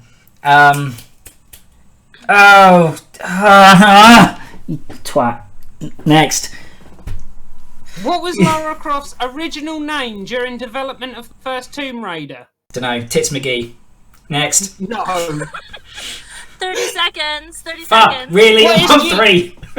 What is GTA 4 and GTA 5's equivalent of the FBI called? What? Say again? In GTA 4 and GTA 5, what is their equivalent of the FBI? BFI. Next. Who developed the 2013 Tomb Raider reboot? Oh, Crystal Dynamics. Yep. What is the name of the designer drug in Max Payne? Time. Heroin. Dunno. And your ultimate score... Typical that I got a dev for a game that's probably the most obscure one, but I couldn't fucking remember Seprioff off the top of my fucking head. Right? The stress. Do you want I honestly thought I got 4, didn't I? No, you got 2. No, what? I was counting them on my fucking hands. I got 4. No, you passed most of them and you got 2 wrong. You got 2. I'm sorry, mate. Oblivion was right. You can Google it. Oblivion was not right. It was. This is made, why this segment's never going anywhere, because you're fucking cheating. It was made infamous in Skyrim. Yeah, it was made infamous, but it wasn't originally from it. And do you want me to reread how the question was worded? What game was the infamous quote? Don't care. You. Go there. You're stressing me out now. I'm asking you all of the fucking hardest ones. I'm not going easy on you. You're going to have 0. I promise you. Honestly, I was stressing out saying, like, well, I'm going to have 30 questions for you because we're going to have such high scores here. Like, and fucking hell, I'm on 2. I demand when we hit episode, like, 50 that we get to have another go because I'm not happy with this. I want to know what Lara Croft's name was. Tits McGee. Lara Croft's original name was Lara Cruz. Oh, come on. No fucker was going to know that. That's bullshit. Right, okay. I know, right? Gengar, I will call out in chat, Gangari got that the FBI was fib, yeah. 4 and 5 was FIB. You're going robotic as shit. I'm going. Because I think I misunderstood the question. I thought you said what's the gang name, not what is the character name. That's why I was trying to think of what they're in green. Do you know what the gang was called? Off the top of my head, because that's going to bug me. Oh, it was the Green Street Crew. Okay. Well, that's what I was thinking of. See, I was stressed and I was misunderstanding the question. I want to recount. It's okay. No, we're going again. The one you passed on. We're going again. GTA developers Rockstar North are based in which city? They're based in Edinburgh. Lost. That's what I said. Liverpool, Edinburgh, same place. Sorry, chat just corrected me. It's the Grove Street gang. That's it. That sounds right. Well, good luck, Nee. Okay, so you got 2. I'm gonna be awful. I wouldn't have known like any of those. 2 to beat. Except for Skyrim. Like Skyrim is the only one I would have known. So that's the only one he's arguing about. Yeah, I'm depressed about that. So I would like to point out that I'm in charge of the Google Doc for the nerd list, so I might accidentally put a 0 after that too. Possibly. Yeah, cool. So, am I going next or Neen? Neen can go next, and then I'll be in charge of the timer for this one. Come on, Neen, you can't do fucking worse than me. I got 2. Oh, Lim, I didn't know any of yours except for Skyrim. To be fair, chat made chat made a good point in saying that we're all going to be in the top 3, so that's something. Yeah, that is true. So, have you got the timer set up? Yeah, ready when you are. Go. Yes, I guess so. Okay. Go. In the game Mortal Kombat, which phrase is heard when Scorpion uses his spear move? Oh shoot! I know that. Oh! I'd like to point out quickly that you're giving her easier questions. Okay, pass. In it, what is the full name of Sonic the Hedgehog's sidekick? Pass. Okay. How many rows of aliens are there usually at the start of a game of Space Invaders? How many rows? Rows. 1, 2, 3, 4, 5, 6. 6. No.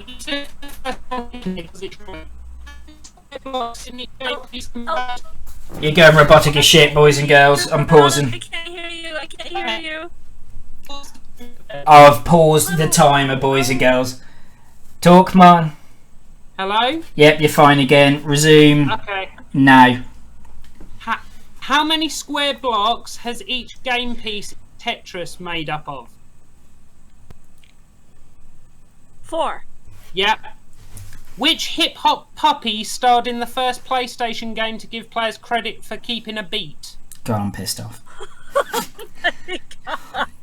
Parappa. Yeah. Yes. What 1980s video game star returned in 1999 with pals Diddy, Tiny, Chunky and Lanky? Say that again. What 1980s video game star returned in 1999? Yep. Donkey Kong. Which game engine was used to create Mass Effect, Gears of War and Lost Odyssey?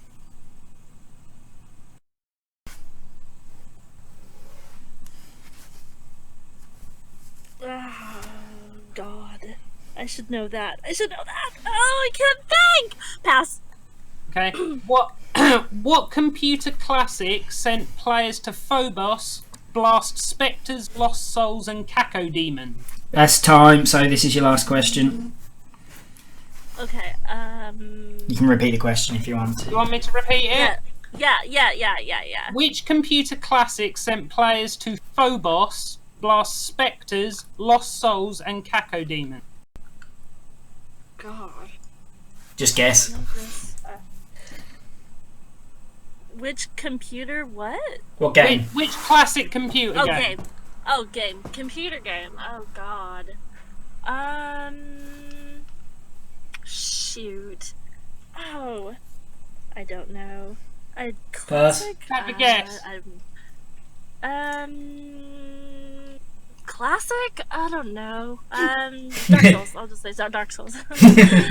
Alright, now you I would like to say that she had well fucking easy questions, and that is favouritism and bias and slander, and you're a dick.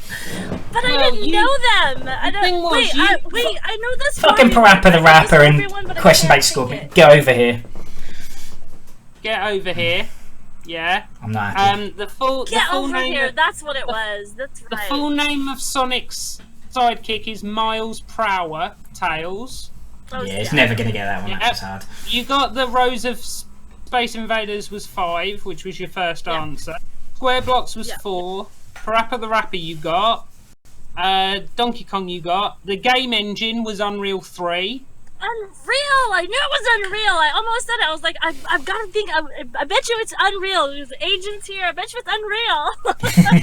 And the game that sent you to Phobos to blast spectres, lost souls, and cacodemons. Do you know that, Lim?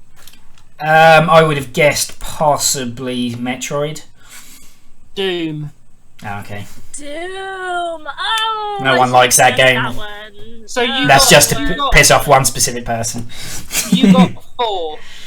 What I'm pissed off about, right, is the fact that our guest is going to smash both of us. And that's going to make us look like proper idiots. Yeah. And you're not going to get any because I'm picking all the hardest ones. So so our guest is going to be cleverer than both of us. So as professionals who are supposed to be, professional podcasters, we're going to look like right fucking dicks. I would just like to point out that there's a chat delay. That there's no way that I was reading anything in chat. Yeah, going. Let me think for about 30 seconds. Yeah, I honestly got the answer. I wasn't reading anything. We believe you. Right, so my turn then, yeah. Yeah, some of these are just I'm not asking you because they're too fucking easy. You've got to put something. I gave you what are the Covenant from, for God's sake. All right. Yeah, that one's easy.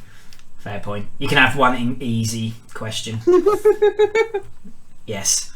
All right. I'm going to ask you what year was a specific game released. Questions like that. Oh, wait. No. Am I doing the timer or are you doing it, Lynn? Up to you. You can be the impartial third party if you like.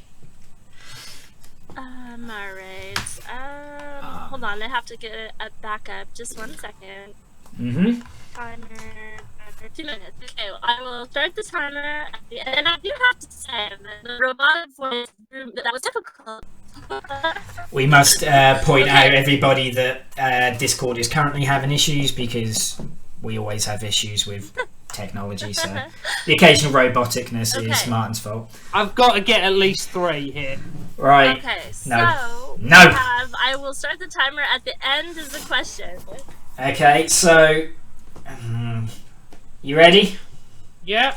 Yes. What classic beat 'em up game features brothers Billy and Lee?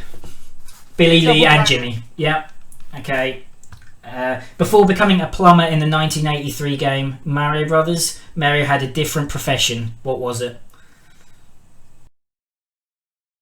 Circus ringleader.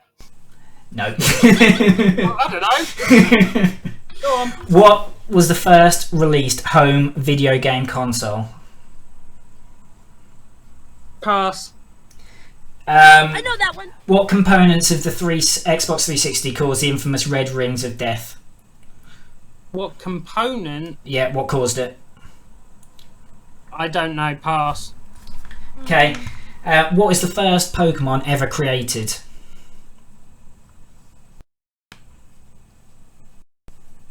Nidoran? Okay, no. What company was the first to have online multiplayer on their consoles? Sega. Yep. What was the first console to allow 4-player gaming via peripherals? So that was the oh god, Nintendo 64? No. Mario Brothers 2 was released in the West as a reskin of what Japanese title? I don't know, but also you broke up. Do you want me to repeat the question? 30 seconds. No, I know what the question was. No, pass. What was the correct original working title? Pass.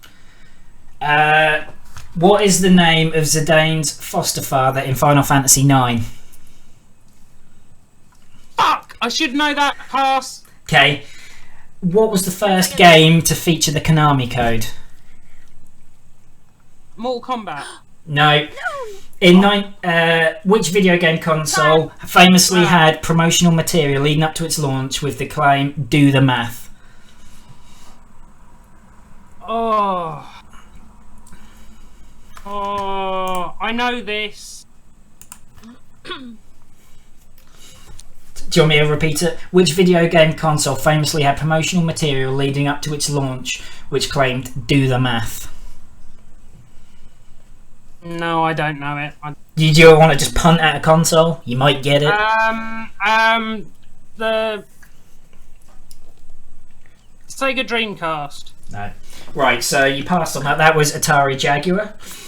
Right. The first game to feature the Konami code was Gradius. Contra. Oh, was what? No, Gradius before Contra. Contra made it famous. Oh, really? Yeah. Oh, my goodness. I didn't know that. Well, the Zidane's foster father was Baku. He was the dude with the pink beard. Baku. Yeah, Kinect's original working title was Project Natal. Yeah, I just Mario Brothers 2 was a reskin of Doki Doki Panic. Yeah. The online multiplayer was Sega. which you got, I believe. Yeah, I got that one. The first console to allow full-player gaming via peripherals was the NES. The first game to feature it natively with 4 controller ports on the console was the N64. Yeah. What was the other one? The first Pokemon ever created was Rhydon. Rhydon? Yeah, apparently. I thought you might know that because you like your Pokemons. Yeah, I seem to remember it somewhere. The first ever console. Neen said you know that. What's that? The first ever home console? Wasn't it Atari? No, Odyssey. Odyssey before the Atari. Oh, the Odyssey. And that's right. the components yes. that cause the red ring of death were your graphics card and your heatsink, but I'd have taken either is the right answer. Oh, dude, that was Graphics such a card. shit question. Graphics card failure. That's not I knew that before I put that in. I had to look up the heatsink thing. Mario used to be a carpenter. Yeah, apparently. Yes. You got the double dragon question. I would like to point out that he was also before he was a plumber, he was a circus ringleader because there's a weird you can look it up. There's a weird Game and Watch game that has him as a circus ringleader whipping Donkey Kong, making Donkey Kong juggle flaming barrels. You can look it up. But it might not have been his first one. I'm not taking the point for that, but what I said is factually true. It wasn't just a shot in the dark. Yeah. So how many did he get in total? I got 2, same as you did. Well, we can't have that. We need to have... Should we have a one-question shootout? A one question... have a tiebreaker. I feel like we should, because... So that means that I need to come up with a question, doesn't it? Yes, do you want to do it like that? Like, we're very much playing this on the fly here a bit. Yeah. Playing this on... Shall we have... You have a question and the first person to get it right wins? Okay. Yeah, because Well, that means I have to look up something really quickly, so hold on. Okay. Please stand by. Yeah, I'm stressed now. Talk about something else. Talk about something interesting. It's either I should do should we do it where you say you both get to the first person that says their name gets to be just to say the answer first. And alright then. You have to say your name and then. I would like to point out that Gangari has just proved me right. There was a game called Donkey Circus. Where are you looking? That Mario was the circus ringleader, and he whipped Donkey Kong while he juggled flaming barrels. Okay, well this was off a Nintendo thing, so yeah, that's you're fine. all alone in that's knobs. fine. I would also like to point out that I fucking won anyway because you gave Neen all the easy questions. And you gave a bunch of me dicks. Components caused the red ring of death. You brought it on yourself. I You stressed me out by making me go first. You should have put all of that overwhelming pressure on our guest. Title character. What was the protagonist in Grand Theft Auto San Andreas? Yeah, but I misheard the question. No, you fluffed it because you stress. Yeah, you stressed me out. Alright, hold on, I'm coming up with a good one. I'm trying to think if I should make it super easy. Can it be Dark Souls related? Dark Souls related would be nice. No, it should be fair. It should be pretty generic. Yeah, so something about Bloodborne then. And Neen, you have to be the adjudicator on who shouts out their name first. But bear in mind, you're a guest on my podcast, and and I promoted you, and I promoted you when Martin was dead to us. That happened as well. Hold on, I'm still looking for something. Not for looking for favoritism or anything, but. Let's see. I just need something that gives me the answers. I just want to make sure I have the right answer. When we were doing research for this, there were so many when you type in things like game and trivia and game and general knowledge questions and stuff, where you had to go through a quiz to get your answers and stuff. What about if I give you one of my questions off my list? Oh yeah, that'll work. Yeah. Or we could just do it. We could just do it as a shootout, we ask each other questions. Yeah, but I'm going to just give you the hardest questions on my list, and I'm sure you're going to do the same. Exactly, so that isn't going to work, is it? It would if one of us got one right. Yeah, that's never going to happen, is it? Right, I just got to find. Oh, here we go. Something that has. All right. Oh, you're distressing me. Let's see. I don't like the stress. Oh, here is a really good one. Okay, Oh. and this. Okay, all right. Are we ready? Are we No. ready? So it's whoever says their name first, right? Are we shouting out our real names or our stream name? Well, I'm saying out my stream name because it's shorter, so I'll get there first. Yeah. Okay. So you have to say your full stream name of Random Demon 69 for it to count. You can just say you can just say demon. You can just Yeah. say demon, and limb. You can just say limb. Yeah, I'm on Okay. it. And you cannot shout out the name. You can't shout your name until I finish reading the question. Okay. I'm on it. Ready? Are we ready? Yeah. Yep. How many dots are there on a Pac-Man board? Fucking hell. What?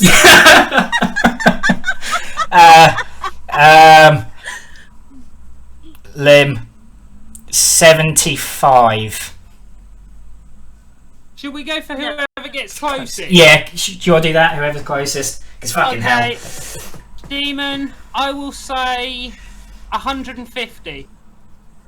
That is incorrect. Who was closer? Who was closer? Who was closer? Demon was close. Oh, fuck off, he was. I mean, yeah, but what version of Pac-Man are you talking about? Because there are... 240. What version of Pac-Man are you talking about, though? Because there was things like DX Championship Edition. I'm sure there was like only 60 on that. I beat you fair and square.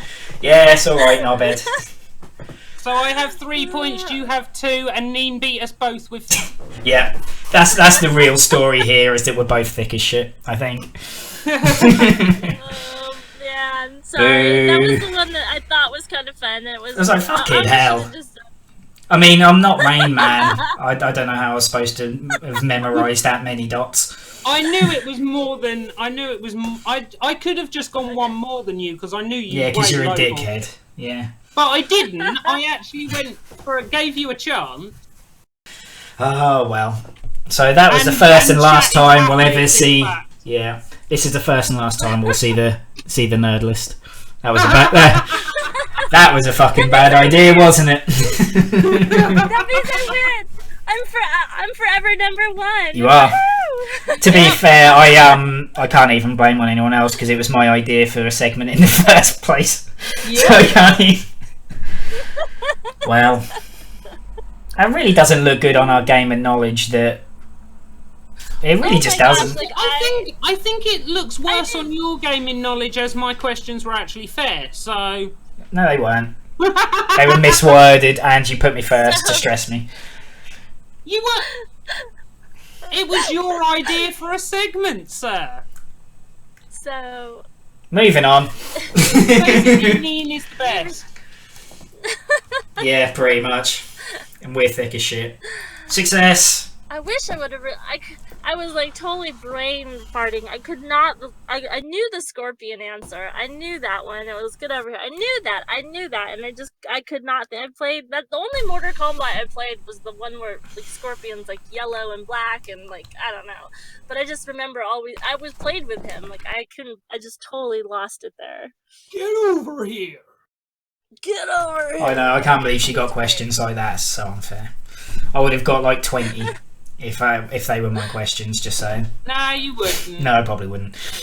Do you want to know the funniest thing? The thing that makes it even more fair. Moving on.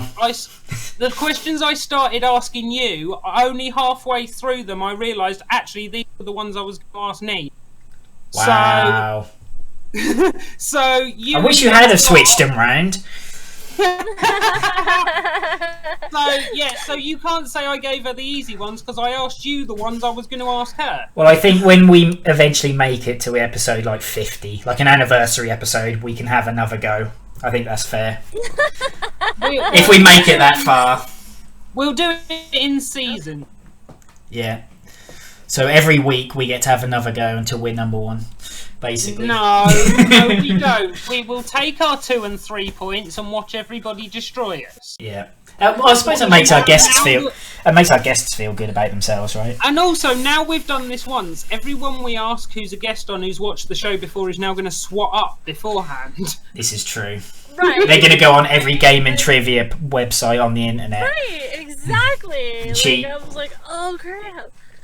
The pressure of time too, like, that totally gets to you because you're like, Yeah. I gotta know this, but you just can't bring it to the tip of the tongue. Yeah. Just fucking like if we were on Mastermind, they'd laugh us out the doors, wouldn't they? Because like they get like 20 odd questions right in 2 minutes. I was getting stressed because when I got 2 right, I could see people going in chat. Oh my god, he needs one more. Yeah, He to just win. needs one more. Right, shall we move on to topic of the week now that shit Yeah, show I is think done we with? Sounds good. Oh god, I'm stressed now. I need to lie down. I really do. And I thought it was gonna. Yeah, me too. I thought, this will be a light-hearted 5-minute light-hearted 5-minute sort of side distraction to split up segments. It turned out to just be 45 minutes of just oh dear. I like it. It was cool. It's cool, like that, or like a hot seat. I like the hot seat idea or the quiz idea. That's fun. It's good. Good times. Yes. Good times. Right, so topic of the week, we're going to be talking about Beam, YouTube gaming, competitors to Twitch, but specifically Beam.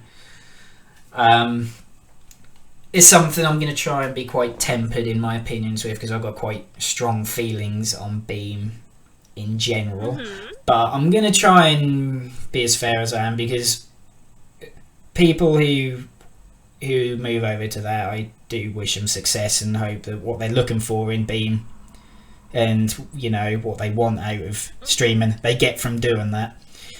Like I'll say that before I start saying my opinions on these kind of things. But you're a big fan of Beam, aren't you, Neen? So do you want to just tell people who don't know what it is what it is? Well, before we start. Well, Beam is it's a newer, sure. And I wouldn't say I'm a big fan of it. I'm mediocre. I'm on both sides of the fence with it. I really am. And but Beam is basically another streaming website, and they're a little bit more streamlined, and like it's just a newer look and a newer feel. They have obviously had a model to look at in Twitch, and when you have something to look at, you can pick it apart and try and do things better. And that's what they're trying to do, I think. They have amazing time, like response time. So basically, you are in I mean, it's just almost instantaneous that you can talk with your viewers and hear and see what they're saying, and I love that about it. And it's just a newer look and feel. And it's just another website that offers a lot of things that Twitch does in a different way. Yeah, so, that's essentially that's the main thing I think they're trying to promote themselves as, is we have no stream delay at all. You can interact with people instantly, and there's no buffer and all of these kind of things. Right. That's what And they have like a function. Yeah, and they have a function. They also have a feature where you can actually interact with the gamers, like by throwing or doing this. Like one of the things where you spawn like creepers into someone's playing Minecraft, and you do other things like that. There's some other features in there that the interactive streams that they have as well. Yeah. So something a little different as well. But no, it's definitely newer. A lot of their head people and a lot of people that are working with Beam and are in Beam, they're very visible. They have a very visible presence in the chats and the streams. They answer questions. They are there, which is nice. It's a nice thing to see. And you're gonna see that with someone that's starting up. When you've only got a handful of streams just in general on their site, they're going to be a lot more hands-on with the early adopters. Right. But they're taking feedback and stuff like that, which is cool as well. And you're gonna see that. So, but yeah, so that's kind of what it is. Now I'm on either side of the fence. I love it because I love the way it looks. I love the the delay, the minimal delay time. And I feel like the actual like Twitch kind of feels like old, and this seems new. Like it's just very Yeah. streamlined to me. Like the interface is very, it's very neat. I like it. It's very clean. It's simple, and I enjoy it. I enjoy that very much. I have a problem. I'm not. I don't have a PC, and so I have to do a lot of my online stuff on my phone or on my devices like tablets and stuff. And so for me, I'm using these services as apps. So right now, Twitch for me is the winner because the apps actually work very well. So does Beam have like an iPad or phone app? Like it does have an app. Yep. It does have an iOS app, and it also has an Android app. The iOS app is a little bit more advanced than the Android app, but they just rolled out a new app for Android this last week, and it's gotten a little better, but it still needs some work. But also on Beam, they have these things called sparks, and you earn these sparks as you're in chats and in streams and interacting and everything. You earn these things and you level up your sparks, which can be used for interactive streams and other things later on down the line. So you're leveling up, and now you're able to do that in the apps, whereas before you couldn't. You could only do that if you were logged on in a PC or a computer. But that's another thing, and that's kind of a fun thing. You know, us gamers, we love to level up. We love leveling up, so that's a nice. It's a neat little. It's a way to mercilessly claw their hooks in, I think, in it. So absolutely. We are suckers for leveling up. We love to level up, so that's definitely a hook that they've got, in us. So it's a nice feature, but unique to them. Yeah, it's fun. It's just, you sit there and you watch. You're like, oh, I'm leveled this now, and I'm, that's it's ingrained in us gamers. That's just how we are. So that's kind of a thing that's definitely been. It's a fun little thing. It's nothing. It hasn't really seen its light. I think that you can't do a lot with them. I think at this point, but I think that's something down the road for it. So, but anyways, so like I was saying, so for me, like, I'm not sure if I'm allowed to say that, but but some of my favorite streamers have moved over to Beam. Yeah, no, it's fine. You can say names, like we're not like that. Okay. So Murder Clock is someone that most everyone knows. I'm a huge supporter of Murder Clock, and he's one of my favorite streamers, and he's someone that I support both in subbing to him and everything. Like he's just one of the streamers that is my go-to, and he's over there, and I love him, and I miss him because I can't really watch him right now. My apps are not good enough right now to watch him, or the apps aren't good enough for him. They're not working for me well enough to watch him and feel like I'm interacting like I used to with the group, the community that he's built. And so, I'm a little disappointed with it right now, as far as me being able to interact with the streamers that I enjoy the most, and whereas he still has a presence on Twitch, he has, it's not as, there's no one there anymore. He got partnered on Beam, and, so he's, and I'm so thrilled for him, and I'm excited for him, and I helped him write his application. Like, I am seriously so proud of him. But it's hard for me until Beam gets it all together. I'm still having my frustrations of being able to watch my favorite streamers, and so I think people who are utilizing Beam as another avenue of getting viewership is important. I don't think you should just stop Twitch and just, I guess if you want to, you can, but I just think, like, you're why close Twitch down and close all that viewership down when Beam lets you do that? So, I just, there's so many people that can watch you on Twitch still, That's exactly my thoughts on it, that I can completely understand people going over and dual streaming, because it just opens up another avenue for have people watching your content while still keeping Twitch for the people that still want to watch you on Twitch.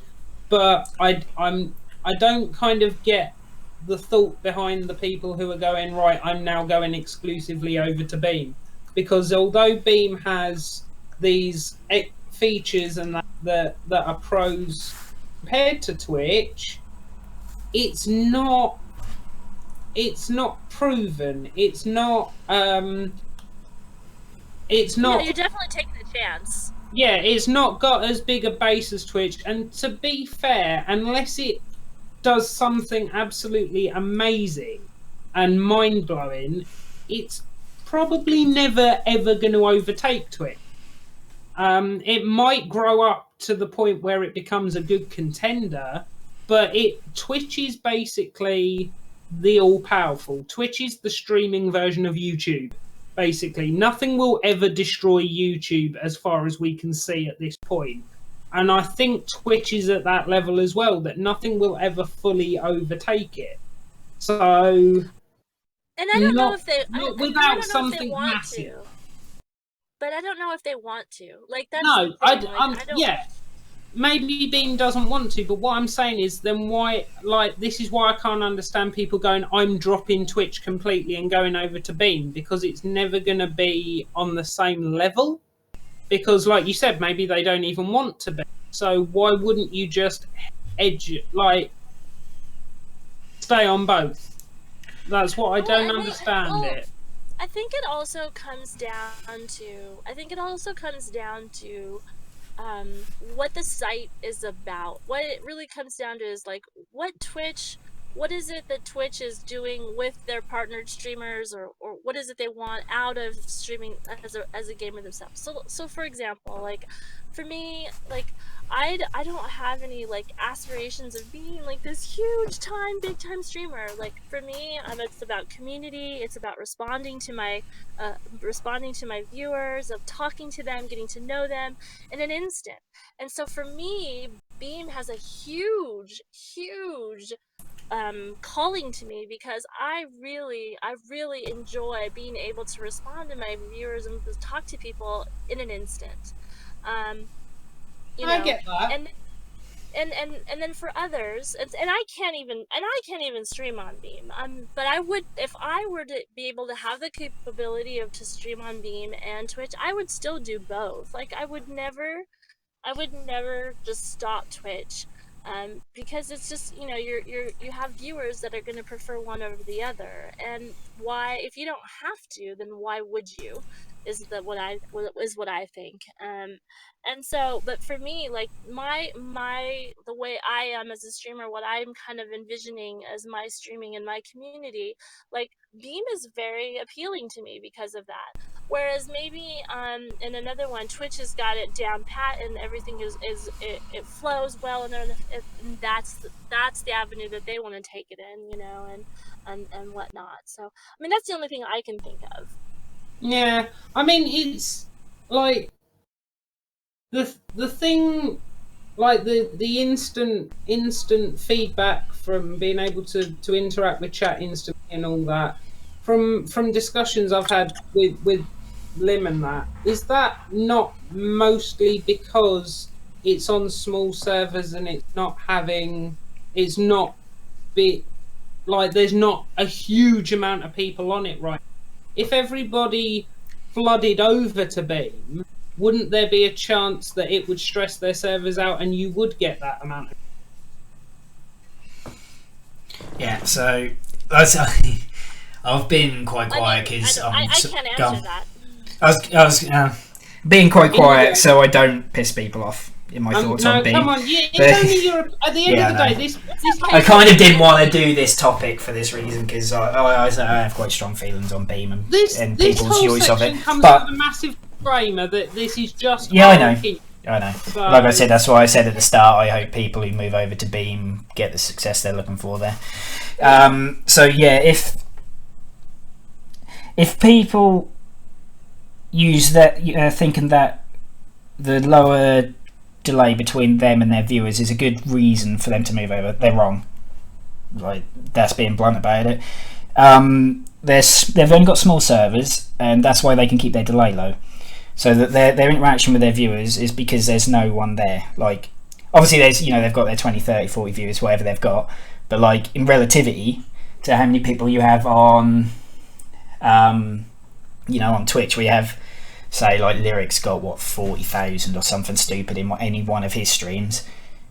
It'd never happen. Like Twitch tried to bring in this beta where they reduced stream delay to, I think it was like 5 seconds or something, and the amount of stress it put on servers meant that people with poor internet got shit tons of buffering, because it's, you know, to send data from someone's PC to a man in a cloud and then back down to someone's computer at the other side of the world, you know, that's not something that can happen instantly. And when that's got to go to, say, 20,000 people across the world, it's going to take a while. And the fact that it can even happen in 20 seconds is still kind of crazy. But because it's only a small amount of people doing it on a server, that's why you know, Beam can do it. But as soon as like a bunch of, you know, people start turning up on Beam, if that ever happens, then that feature's not going to be a thing anymore. Like, I'm happy for them to find a way to prove me wrong and that actually does happen, but realistically I can't see any way of that ever being a thing, like, as a feature, like, at all.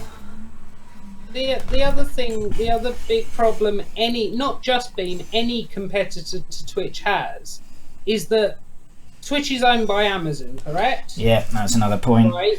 Beam's a little upstart, ain't gonna do shit. Any feature that any other competitor comes out with, if Twitch is smart, so that might not be the case, but if Twitch is smart and they see a competitor with features that are drawing people to them, just take them. All they have to do is build it into their own system. It wouldn't even take them very much. And it is exactly. I'm not to. It's got the monopoly on streaming. That's yeah, the thing. I mean, the only realistic competitor there could ever be to Twitch is YouTube, because of the sheer size of YouTube. Like, if they really actually gave a fuck about it, and they've got PewDiePie and Markiplier and like their big YouTube, you know, YouTube gamers to really go for it, and they put stuff everywhere for YouTube gaming, that could stand a chance because of the size of YouTube. But a small company, they're trying, you know, the little upstarts, if Twitch ever saw them as a viable competitor, Amazon would just go, fuck those guys, either buy them outright or steal all their ideas. Like the leveling up system, Twitch could steal that in a heartbeat if they fucking wanted to. Yeah, Twitch could integrate that whenever it It's not like that's an original idea in general. That's a cool idea, but it's not, you know, just leveling up and stuff. I'm sure there's websites that have done that before, or just, you know, there are websites like things like just forums where you go on and the more posts you get, you level up and that kind of thing. Yeah. That's not, you know, that's something that can be stolen, and, you know, it's dirty business, but it's, you know, it's Amazon. Like, they could do that if they wanted to. Right. Just to comment on the some of the comments in chat, we're not saying that like, oh, Beam is worthless because it can't beat Twitch. Yeah. We're saying that competition in any business is brilliant. Yeah, because it strives each party to become better. It forces each side to do better, which Twitch needs. Twitch needs. Exactly. It needs it. It definitely needs it. Which is what I was hoping from YouTube gaming, personally. Yeah, it's exactly the same as Steam. It's the same as Steam, that with things like GOG and Origin and Origin and things like that becoming more popular, hopefully it will force Steam to start sorting out some of their crappy parts. Maybe some of their EA access, maybe some of their early access content, maybe. Yeah, like maybe curating any of their bloody store. But the point we're trying to make is we like we said very start, we got no all the luck in the world to people who go over to Beam. I'm just saying, as a personal view, I don't understand why people would drop Twitch completely to go over to Beam. Because I understand especially people trying out the new service and you're opening up to your audience. That's brilliant. Yeah, but dropping it completely and going, I'm going only to Beam, seems a bit of a weird idea to do. Yeah, but as something, I agree. as something out of interest, I wonder how many people who are dual streaming are getting new viewers from the Beam platform, and how many of these viewers are people who have come over from Twitch because they've been asked to by the streamer. Because you say about people like saying, "Oh, we'll stream to these two places," then we get new viewers in. This is a new platform. How many new viewers are you actually getting from this platform? Because I mean, they've done no promotion for it. Who unless people are talking about it, who actually knows what Beam is? I expect there's like a good portion of people who probably listen to this podcast who has never heard of it. Is unaware of Beam, and like so. Well, that's how many people are actually starts. on? I mean, yeah, so then they're saying like open ourselves up to new audiences. In my opinion, you're not. You're watering down your audience. In my opinion, because you're trying to split yourself over different areas. Like I say, my opinion. Like I think people like. No, and that's a fair. Do you know what I mean? Like they're trying to say, oh, so some of you guys are going to go over to Beam, so I'll talk to a few of you guys there. Some of you guys are on Twitch, so I'll talk to a few of you guys here. There's that one dude who uses YouTube Gaming, who I might catch in one of my streams. He's over there. Like I feel like, do you know what I mean? Like you're watering yourself down, and like aesthetically, I think everyone's different with streams. Some people like to see chat on the stream. Some people don't. Some people like webcams. Some people don't. Like things were like that. And I feel like, as a personal thing, like the way Beam interacts with Twitch, where it'll say Beam link user, and there's like a mod symbol and all this, and then the message is really cluttering and confusing to who you're actually talking to on Twitch. Like I find it messy, and I can't keep up with who's talking. So in terms of trying to link your communities together to talk to everybody, I feel like it isn't working. That's something that can be fixed. I get that, and that's something that's aesthetically. It's something that's just for me. And there are people that are working on bots that are doing that. And yeah. The links and stuff like that, and I think it's it's always room for improvement, and I think that's what's important. Yeah. I mean, I think that's what's happened with Twitch is I'm big enough, I don't need to change. I feel like Twitch is like this, like the website, everything is like stuck in a time period, and then like this is why the benefit of having competition, like even if it just comes so that Beam has these two cool ideas and then Twitch steals them, but at the end of the day that improves what you're using. Exactly. Like it's important to have someone that pushes you to the edge, because if you don't, then you're just going to be stuck with no new ideas. And it's important to have that. And I think what I was trying to say is that when people Twitch is great. If you're a big streamer, Twitch is great. But if you're a little, if you're a small time streamer, you gradually grow your community, and if that's good enough for you, then that's fine. Yeah. Well, there are.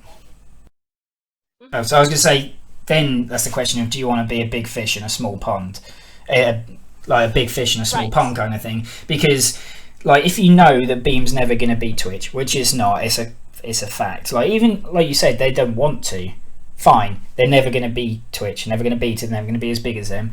Are you fine with being like a big fish in a small pond and never reaching your potential of where you could push yourself as a streamer? That's a personal question as a streamer, because say you're a streamer who I just stream at weekends, have a laugh, hang out with a few mates, play a few games. I've got a 9-to-5 job, never want to stream as a career, blah blah blah. Fine, that's That's where Beam's got its place. But I think if you're serious about being a streamer and you want a career in it, you want a future in it, moving to Beam is a bad idea. Like, because you're moving onto somewhere that's never going to win. Like, it's trying to think of it in another way of describing it. If you're a footballer and you get, do you want to stay working in the Conference League all your life, or do you want to have your shot at work, going and playing for a Premiership team? Like, you could, if you're happy with just playing football on the weekends, you can go and play for play a conference, and that's that. But I think that if people really want a future in streaming, Beam is just a bad idea, in my opinion. Again, as I say, I don't see any argument for moving to Beam full time, unless, like I said, you're just a casual streamer you know. And you just want to do it as a laugh, and you like Beam's feet. Yeah, if you only want to do it every now and then, and you see no future, like as a streamer, if you don't, have any interest in doing it as a career or whatever, then that's fine. Everyone streams for different reasons, but I don't. If you have any desire to make money, like enough to live on, make a career out. Yeah, then that's not the way to go. Because I tried to work it out on like how much you'd need to make to live as a streamer, and that's one of Twitch's worst features, is that they don't really treat their partners very well. They don't get a good cut of money. No. They don't. And so if you get partnered, if you're lucky, you say you get $2 of the $5. And that was And that was one of the reasons why some of the ones were like, well, let's see what this has to offer. Yeah. These other streamers, because Twitch doesn't, they started doing the numbers on what these partners are actually making and what they're actually getting, and it's hard for them. They're struggling. It really is, because if Twitch is this big. Yeah, well, if you work out that, say, out of the $5 sub, a streamer gets 2. If they're lucky, they get, say, $2. That's probably more than they do actually get, because they get fuck all of the ad revenue. Like the ad revenues from playing pre and post roll ads and stuff. Unless you're a really, really big streamer, you don't really get cut of that. So say you get $2, right? So over here that's like a quid and a bit. So I to live at a basic level, I need about 750-800 quid a month, right? Providing that Lauren has a job and stuff, I need about 750. Keeps me while I be a gross man child and play games all day. Like I need like 750-800 quid, right? So that means I need say that, because how many streamers don't have a YouTube and do YouTube content, right? They sort of go hand in hand. Presuming I say I made 100 quid a month off of that, off the YouTube side of it, because you're growing at that kind of constant rate, you're going to need like 500 subs, like to stand a chance of actually living. And do you think so?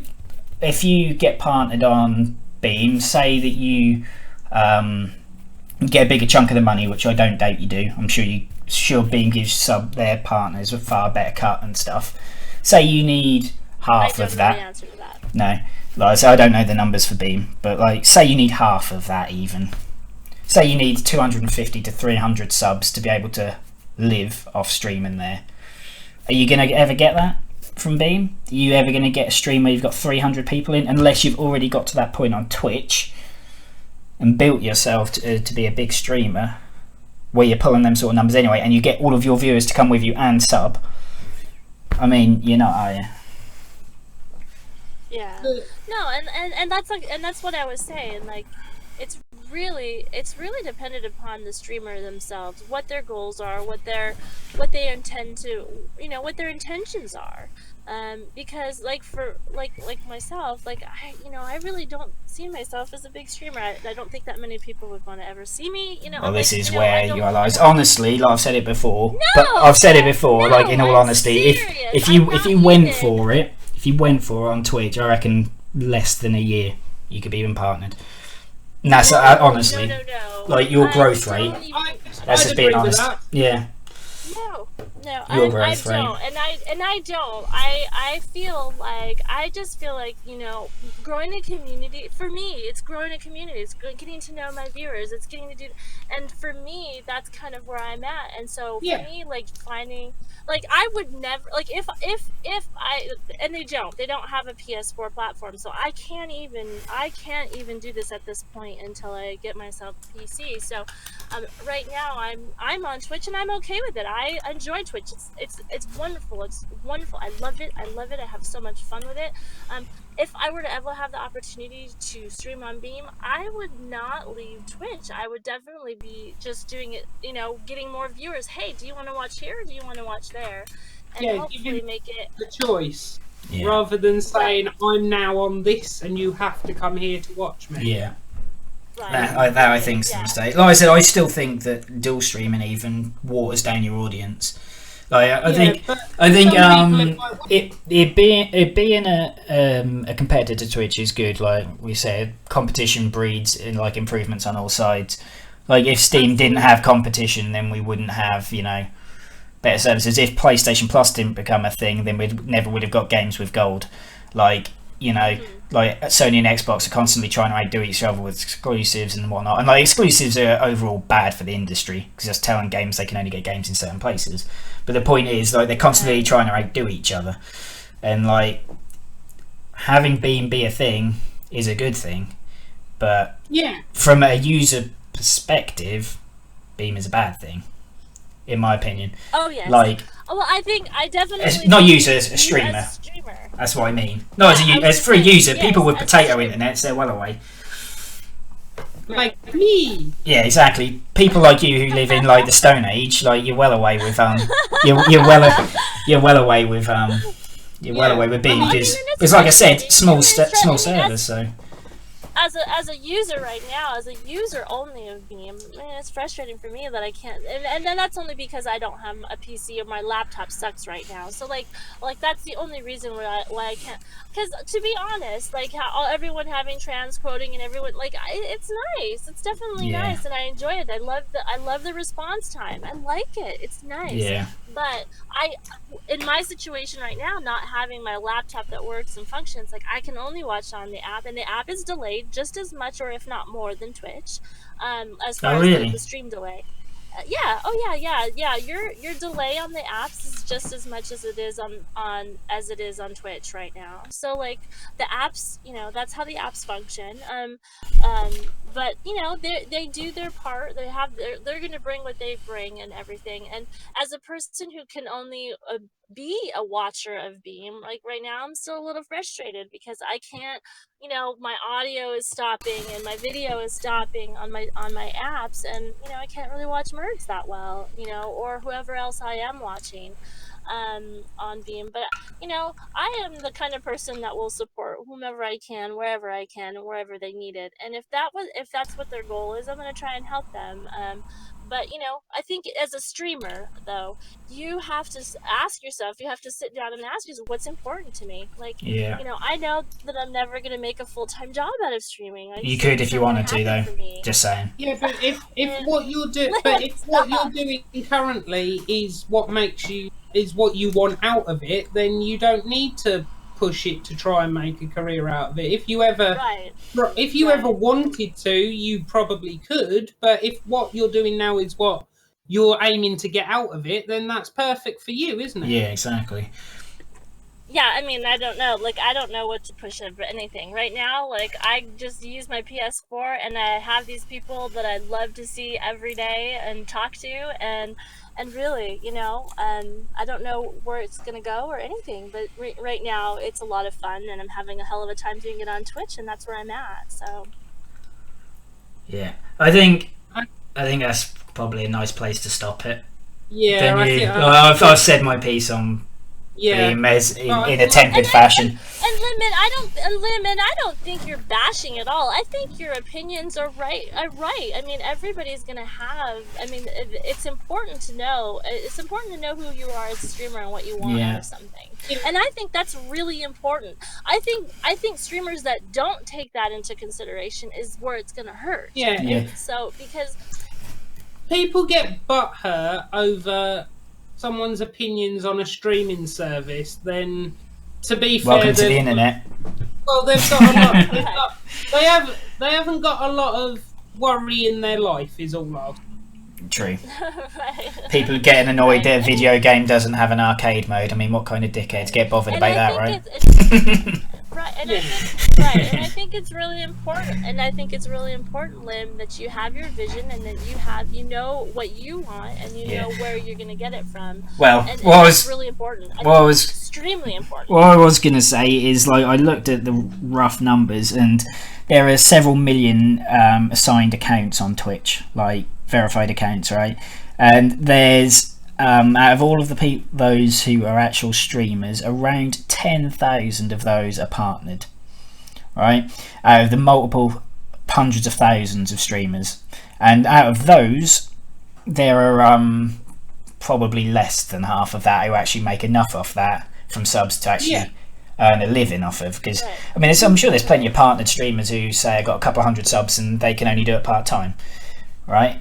So just to say that you want to stay with Twitch and you want to make a go of it doesn't mean you ever will, because the reality is you're fighting a losing battle and you probably never will. It doesn't even matter how good you are, how hard you work to an extent. It's the same as making it on YouTube. It's the same as making it on YouTube. Is no one can give you a formula to become a successful streamer or to become a world famous YouTuber.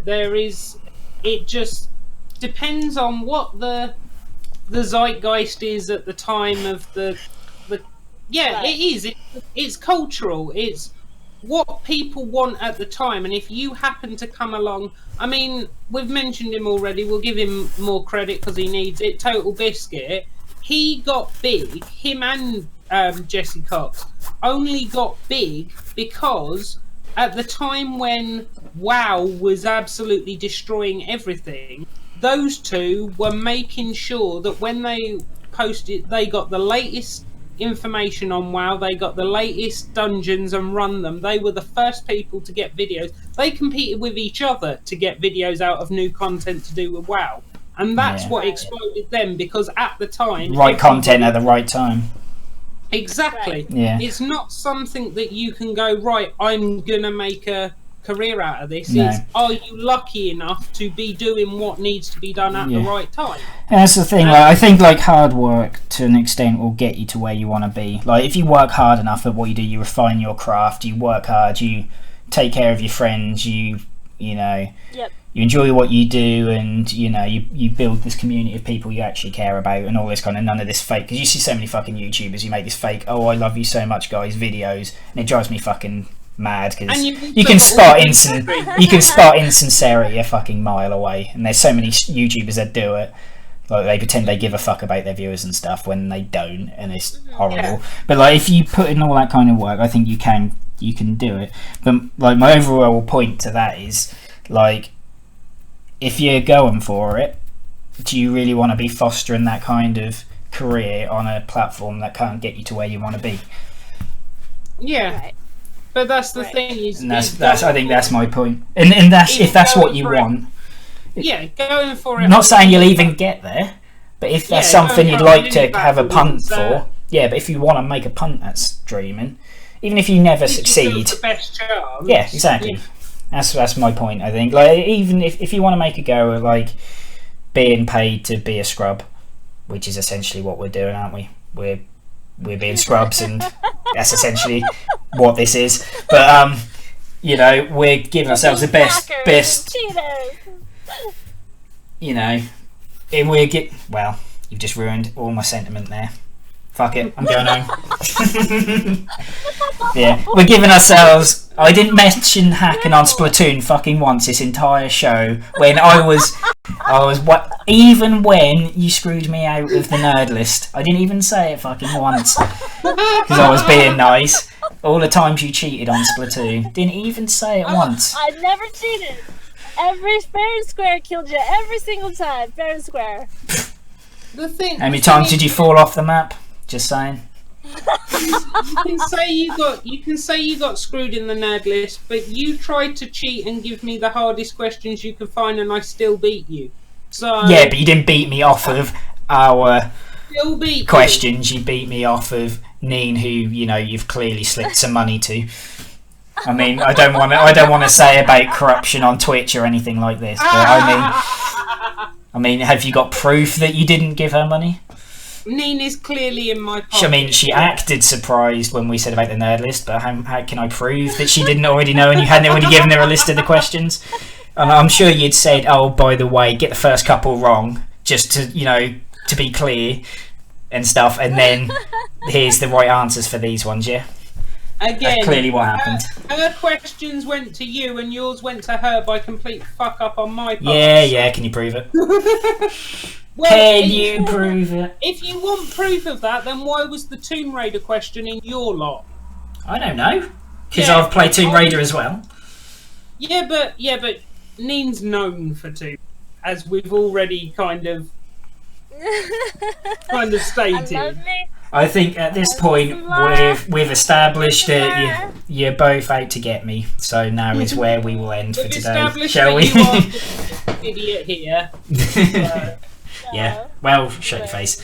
Right. So shall we do all of this slick production shit because we've done so well so far? Oh yeah. Neen, anyone who hasn't seen you on the internet, where can they do so? Where can they see you on the internet? I broadcast on Sunday, Mondays, Wednesdays, and Thursdays on my channel is Neenali. It's NEENALI on Twitch. And That's that's where I am, twitch.tv/Neenali. For you nerds. That's right, twitch.tv. Yes. And I 10 p.m. Pacific Standard Time. I'm a Californian right now, so I am at 10 p.m. on those days, those 4 days a week, and I would love to see you guys there. I love getting to know my community. I love talking to them. And I'm not MLG or anything, but I have Lies. my games. You found that ladder in Last of Us within at least 20 minutes. Right, it took you like 20 minutes or less to find that ladder in Last of Us. Why do you have to bring that up, Lim? That was like the first time I think I ever watched you stream, and that was funny. Oh my god, and I can't believe you're still watching me after that atrocity. I know, right? What am I letting myself in for? Yes. So, for those... But thank you so much, and I thank you for having me, Lim. I Always. appreciate you. I appreciate, Told you, one of my favouriteest people on the internet. Your first female guest it's an honor. And We'll get you a badge or guest. I don't know, Something. something. Right. Good job I'm gonna hold you to it. You did a good job at showing that not all Americans are dumb as bricks. No, and it's actually clearly the other way around. We're clearly the ones who are thick. So, yeah. Breaking down stereotypes. Clearly. No, Right, my so, goodness. Oh my slick plugging promotion shit. We go live with this podcast on twitch.tv/lim89 every Sunday at 6 p.m. GMT. And if you missed that show, you can catch the VOD up on YouTube on the Monday. You just search bonusXP, you'll find us. Then on Wednesdays, the podcast goes live on all audio services all over the internet. So iTunes, SoundCloud, anything you use for Android. I think it's like Podcast Republic, Dogcatcher, all of the usual ones that whatever it is you use, it's there on Wednesdays.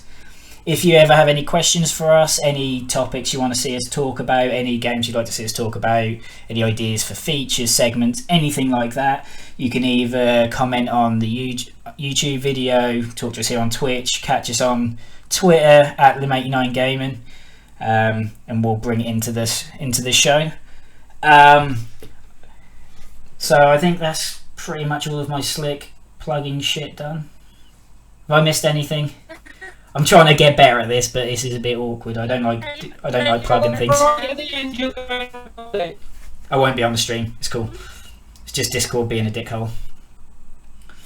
But yes, I think that's everything. So thank you to our guest Neenali for coming and joining us, and I suppose I should thank Martin the dickhole for being here as well. I suppose.